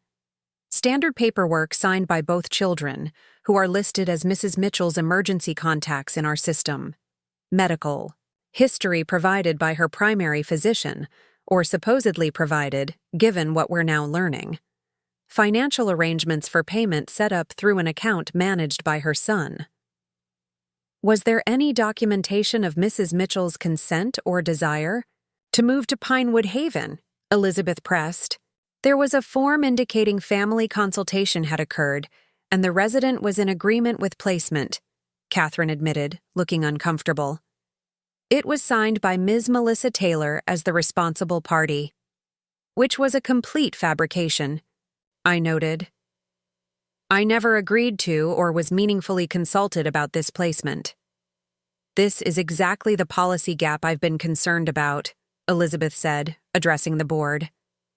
Our admission procedures rely heavily on family representations about resident wishes without sufficient direct verification from residents themselves. To be fair, James Peterson interjected, many of our residents have cognitive impairments that make direct consent complicated. Family members often need to make decisions on their behalf. That's precisely the issue, I countered. The assumption that age automatically equates to diminished capacity creates a system where seniors who are fully competent can have their autonomy overridden simply because someone claims they know better. usually with little verification beyond a family member's assertion. From their seats along the wall, my children watched this exchange with growing discomfort. Andrew's face had settled into a rigid mask that I recognized from his childhood. The expression he wore when confronted with unassailable evidence of wrongdoing. Melissa alternated between defensive indignation and glimpses of genuine shame. "Catherine," Martin addressed the facility director, "is Mrs. Mitchell's case unusual in your experience?" Catherine considered her response carefully, aware she was now speaking to both her supervisor and a resident. "The specific circumstances are unusual, given Mrs. Mrs. Lambert's position with Monarch. But the general pattern is not uncommon. We regularly admit residents through family arrangements where the senior's enthusiasm for the placement is questionable." "How questionable?" Elizabeth asked sharply. "It varies," Catherine admitted. "Sometimes it's clear, the senior has resigned themselves to the arrangement even if it wasn't their first choice. Other times, like in Mrs. Mitchell's case, they arrive under what we internally call transfer pretenses, told they're going shopping, or to lunch, or for a short visit, only to discover it's actually a permanent placement." The board members exchanged troubled glances at this frank assessment. "And what happens in those cases?" Martin asked. "When a resident realizes they've been brought here under false pretenses?" "We try to ease the transition," Catherine explained. "Provide extra support, encourage family communication, help them adjust to their new reality."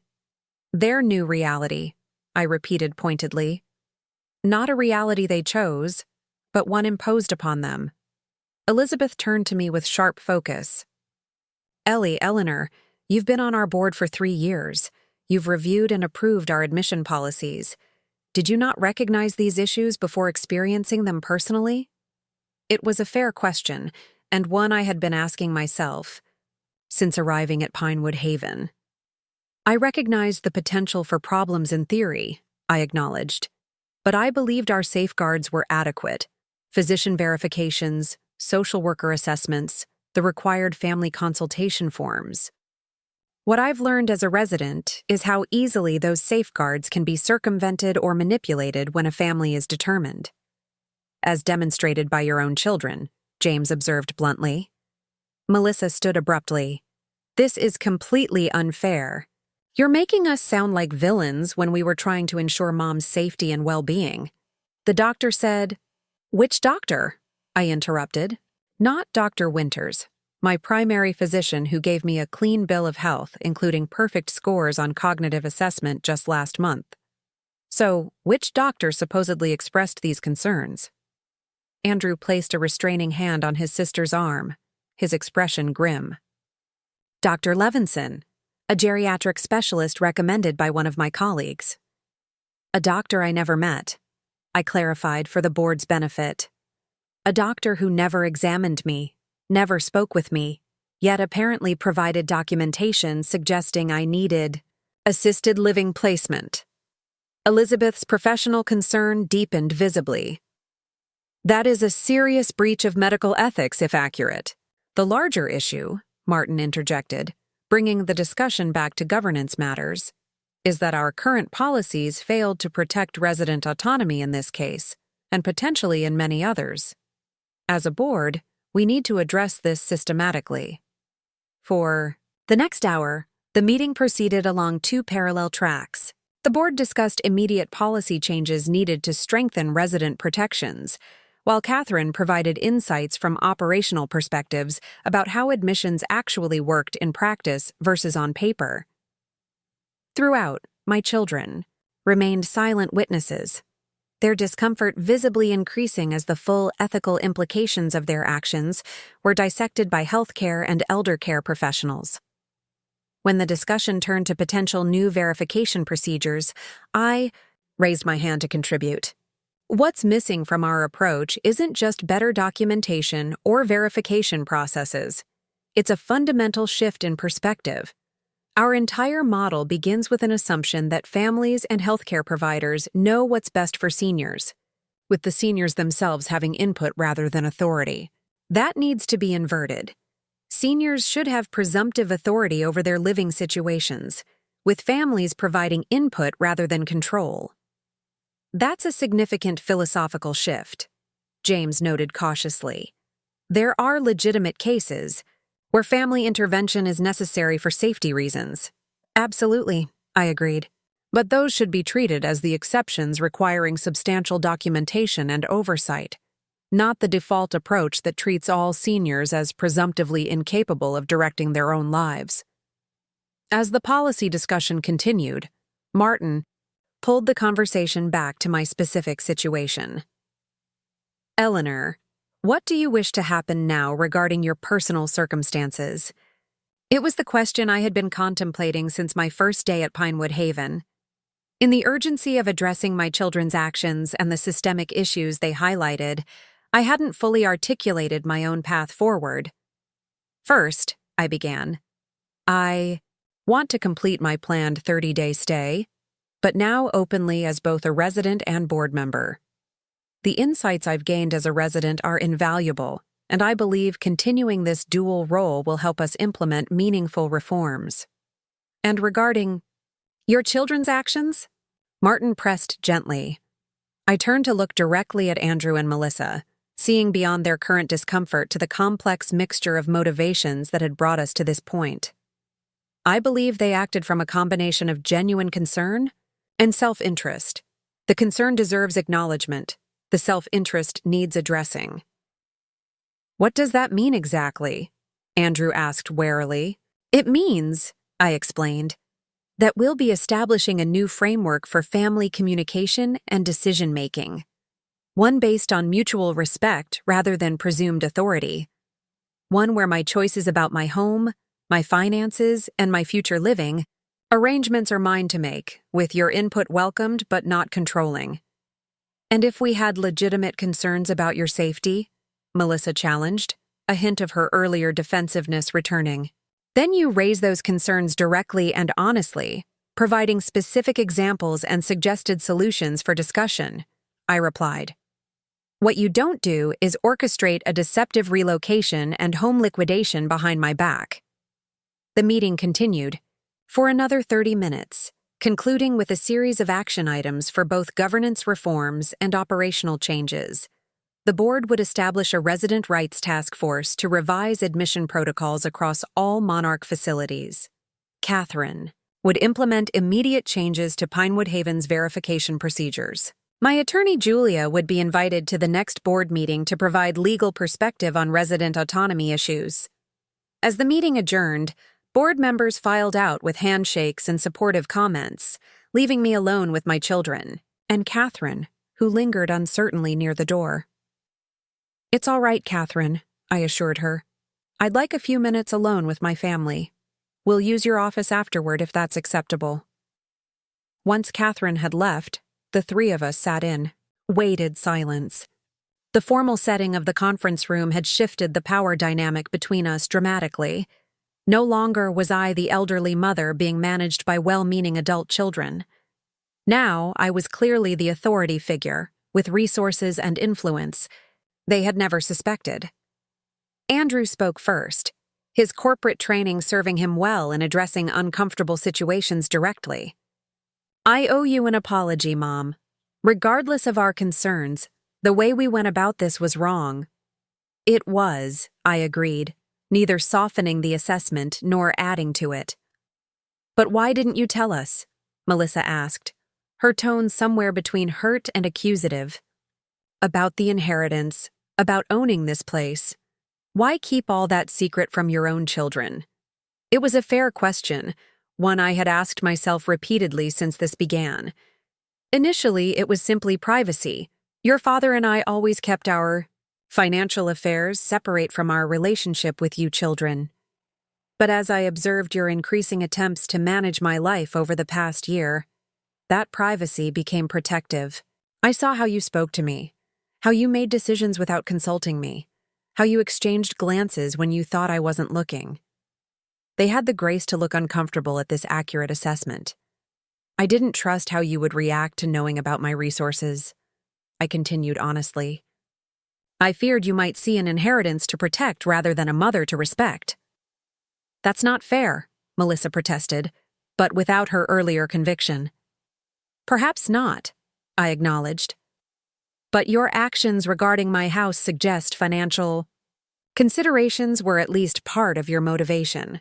The property is worth considerably more than what would have been required for my care here. Andrew winced at this direct reference to the financial calculations that had indeed been part of their planning.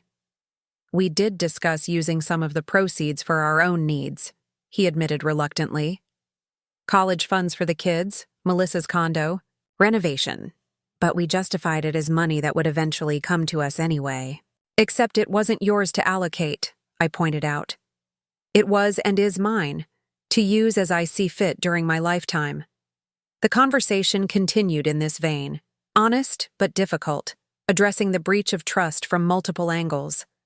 Gradually, the initial shock and defensiveness gave way to more genuine reflection, particularly from Andrew, who seemed to be processing the ethical implications of their actions more deeply than his sister.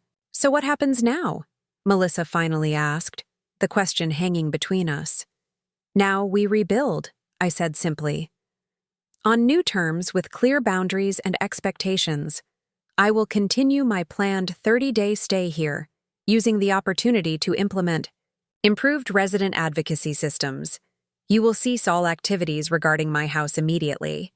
When I return home, we will have a family meeting with my attorney present to establish formal agreements about future communication and decision-making regarding my care and assets. And after that? Andrew asked cautiously. After that, we work on rebuilding trust, I told him, which will take time and consistent effort on your part.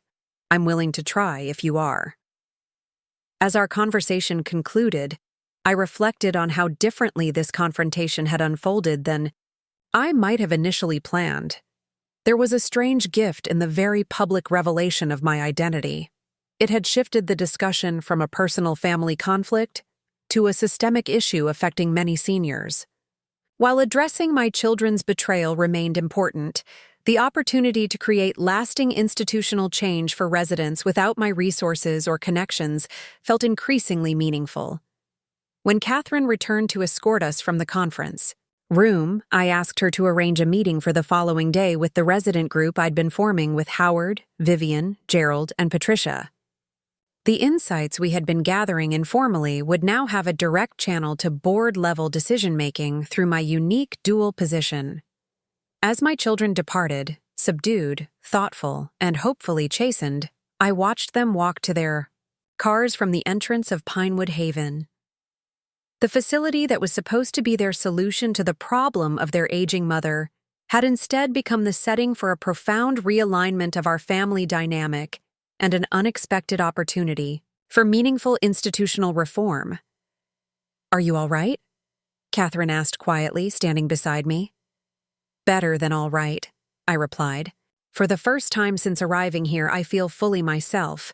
Not just Eleanor Mitchell, the resident, or Ellie Lambert, the board member, but the complete person who encompasses both perspectives. The afternoon sun cast long shadows across the carefully maintained grounds of Pinewood Haven as residents enjoyed the pleasant weather. Some alone, some with visiting family members, some accompanied by staff.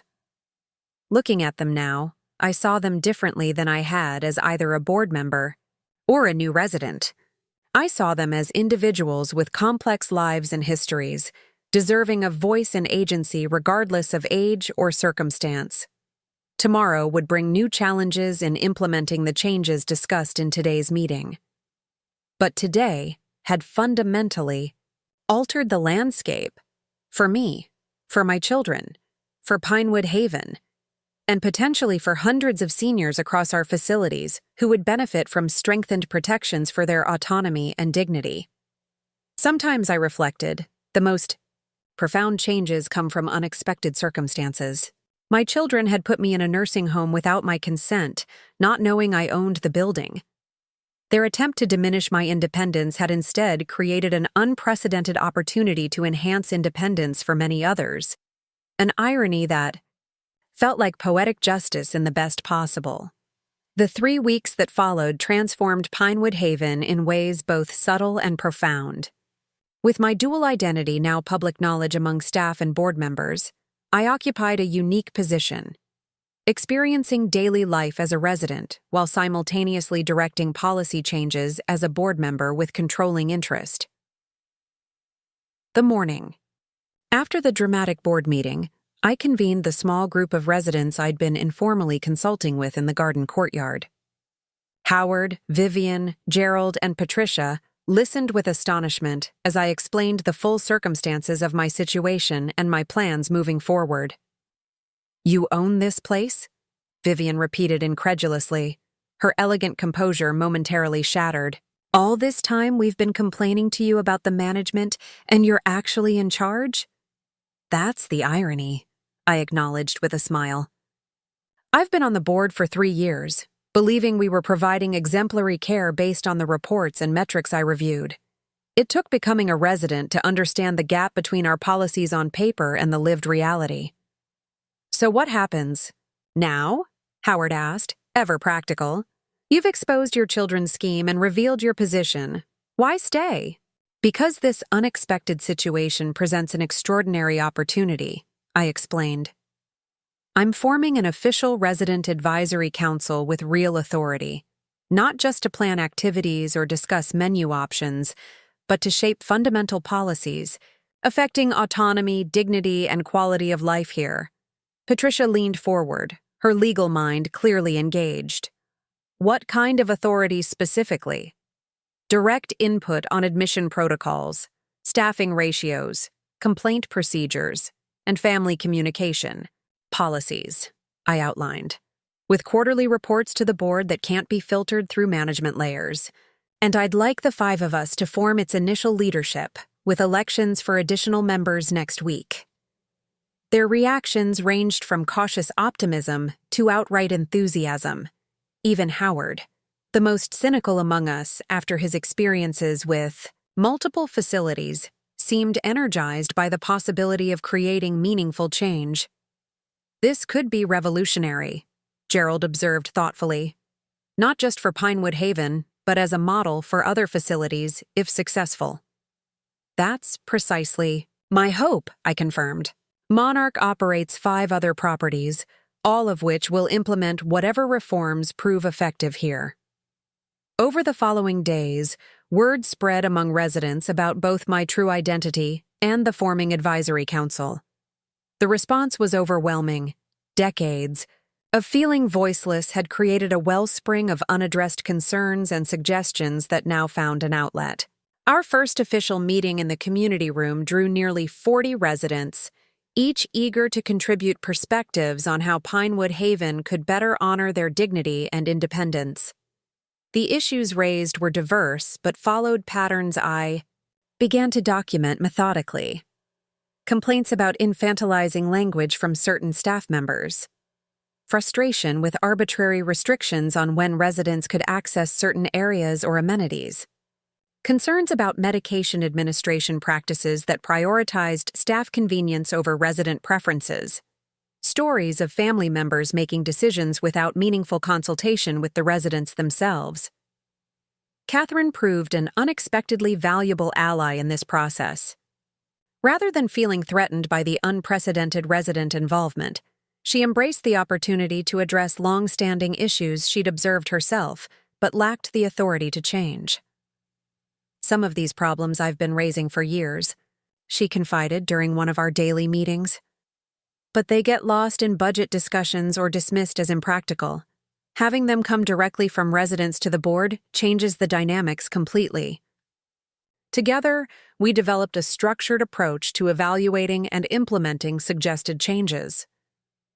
Quick fixes, like adjusting medication scheduling to accommodate resident preferences or expanding facility access hours, were implemented immediately. Larger structural changes requiring staff training or policy revisions were documented for board approval with specific implementation timelines. Meanwhile, my relationship with my children entered a careful rebuilding phase. The shock of discovering my financial standing and professional position had forced a fundamental reassessment of how they viewed me, no longer as an aging parent to be managed, but as an autonomous individual with resources and authority they hadn't suspected. Andrew was the first to engage meaningfully with this new reality. He requested a meeting about a week after the board confrontation, arriving at Pinewood Haven with none of his usual corporate confidence. "I've been doing a lot of thinking," he began as we sat in the garden courtyard, "about how I approach this whole situation with you. I've realized I slipped into seeing you as a problem to solve rather than a person to respect." "That's an important recognition," I acknowledged. "When did that shift begin, do you think?" He considered the question thoughtfully. "Probably after Dad died. You were so devastated at first, and I took on this protective role. But then you recovered, built your new routine, seemed fine, and somehow I never adjusted my perception back. I kept seeing potential problems rather than your actual capabilities." "And the house?" I pressed gently. "Be honest about your thoughts there." Andrew had the grace to look genuinely ashamed. "Part calculation, part conviction," he admitted. "I did believe a smaller place would be safer and more manageable for you. But I also saw the financial opportunity. Your house free and clear, worth nearly $1 million in today's market.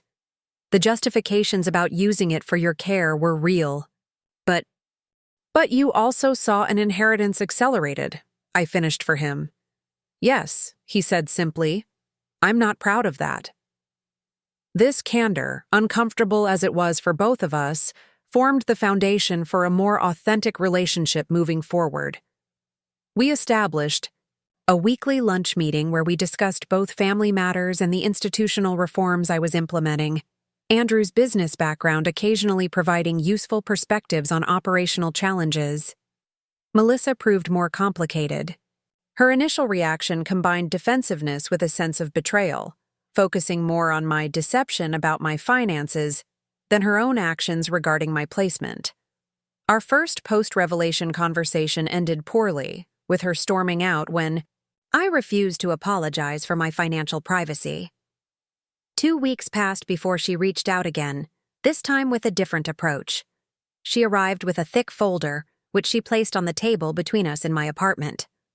"What's this?" I asked. "Everything," she replied. "Medical notes from the past 2 years where I documented concerns about you. Emails between Andrew and me planning your placement here. The real estate agent's preliminary assessment of your house. Even my notes from conversations where I exaggerated your symptoms to Dr. Levinson to get his support." I stared at her, surprised by this unfiltered transparency. "I realized I can't expect honesty from you if I'm not willing to offer it myself," she explained, a new humility in her voice. "So there it is. The complete record of my interference in your life. Some motivated by genuine worry, some by convenience, some by financial considerations I didn't fully acknowledge even to myself. This unexpected accountability opened a path toward reconciliation different from my progress with Andrew, but equally meaningful. Where he offered emotional insight, Melissa provided practical transparency, both essential to rebuilding damaged trust.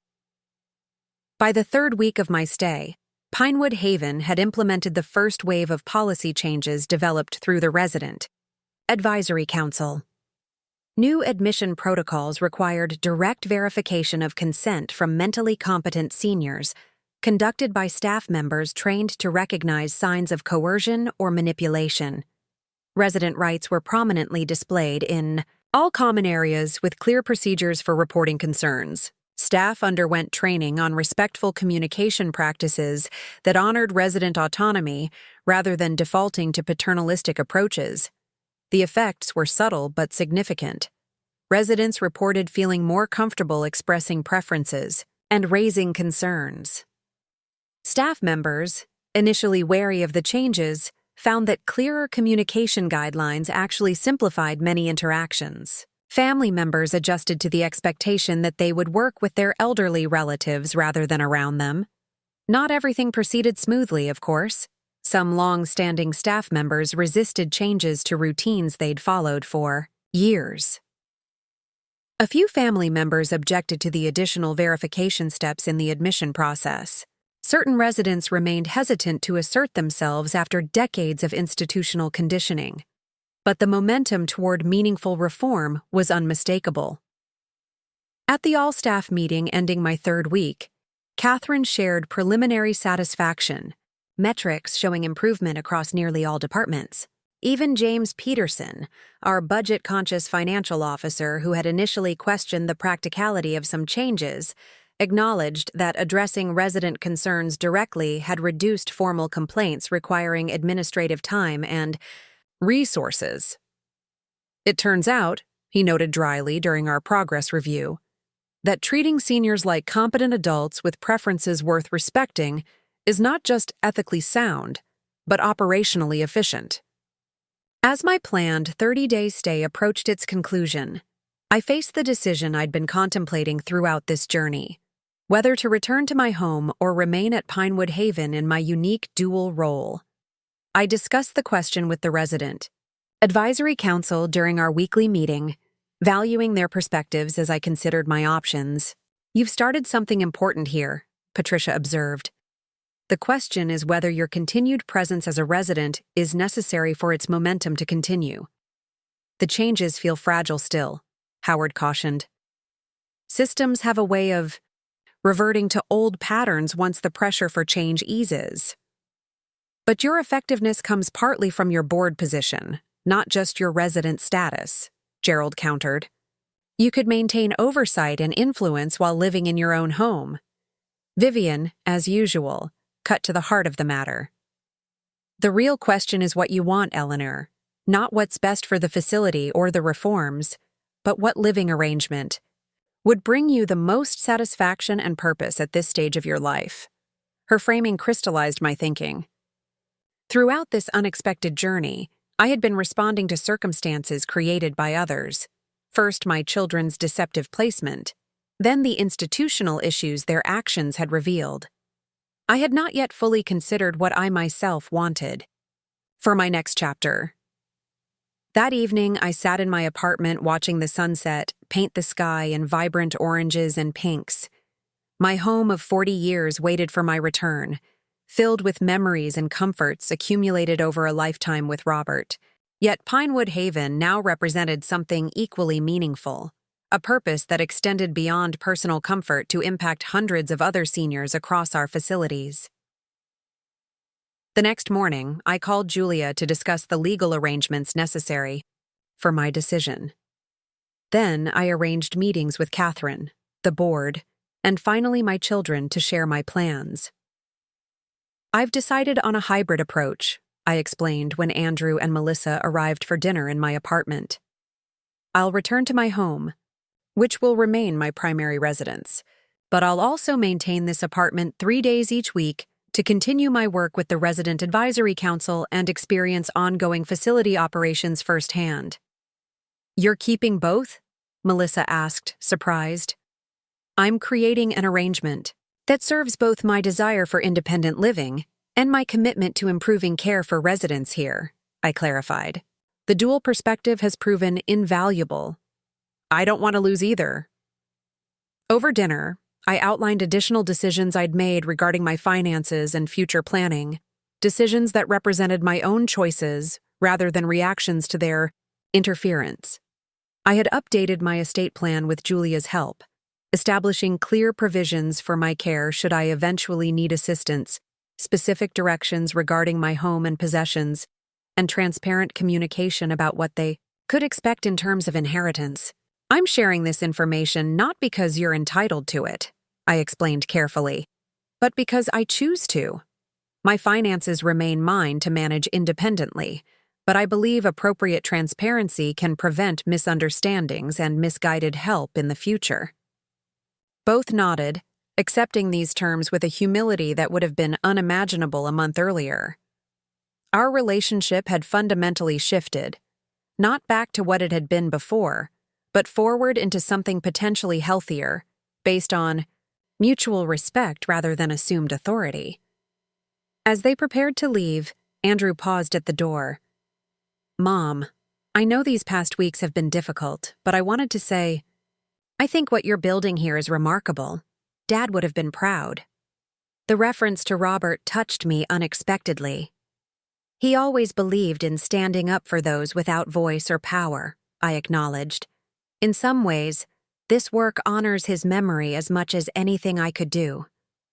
My final days as a full-time resident at Pinewood Haven were filled with transition planning, ensuring the Resident Advisory Council had clear procedures for continuing their work, documenting ongoing initiatives for board oversight, and preparing my apartment for its new part-time status.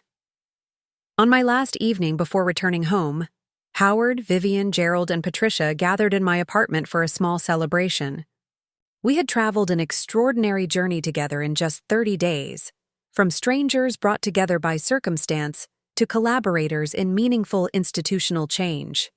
"To Eleanor," Vivian proposed, raising her glass of sparkling cider, "who turned a family betrayal into a revolution in resident rights." "I prefer to think of it as a restoration," I suggested, "restoring voice and dignity that should never have been diminished in the first place." The morning of my departure, Catherine met me in the lobby as staff loaded my belongings into my car. "It won't be the same with you only here part-time," she admitted, "but the foundation you've built feels solid. The culture is already shifting in ways I didn't think possible a month ago." "Cultures change when underlying assumptions are challenged," I observed. "The assumption that age diminishes competence, that efficiency matters more than autonomy, that families know better than seniors themselves. We've created space to question all of those." As I prepared to drive away from Pinewood Haven, not as an escaped resident, but as someone freely choosing when to be there and when to be home, I reflected on the extraordinary chain of events set in motion by my children's misguided intervention. Their attempt to control my life had instead catalyzed a transformation that would benefit hundreds of seniors across our facilities. Their assumption of my diminished capacity had revealed institutional blind spots that might otherwise have gone unaddressed for years. Their betrayal of my trust had ultimately created pathways to more authentic relationships and meaningful purpose.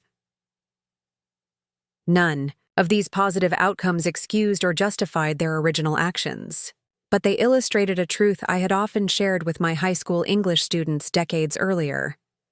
Sometimes the most profound growth emerges from our greatest challenges, and the most meaningful contributions from our deepest disappointments. As I pulled out of the Pinewood Haven driveway, heading toward the home I had nearly lost and would now return to with renewed appreciation, I smiled at the elegant irony of it all.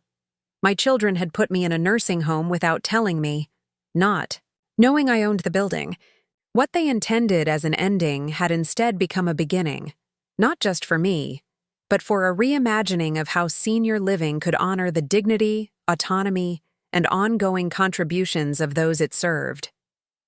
Sometimes, I reflected, the most important journeys are the ones we never plan to take.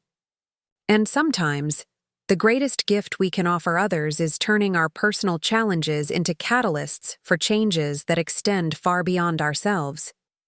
In that unexpected transformation lay the true resolution of my journey, not merely reclaiming my own independence, but helping ensure that independence remained a protected right for seniors everywhere. Looking for more? We've got 2 amazing stories ready for you right on screen. If this one touched you, these are absolutely worth your time. Click to watch them now. And hey, subscribe and hit that bell to never miss our latest uploads.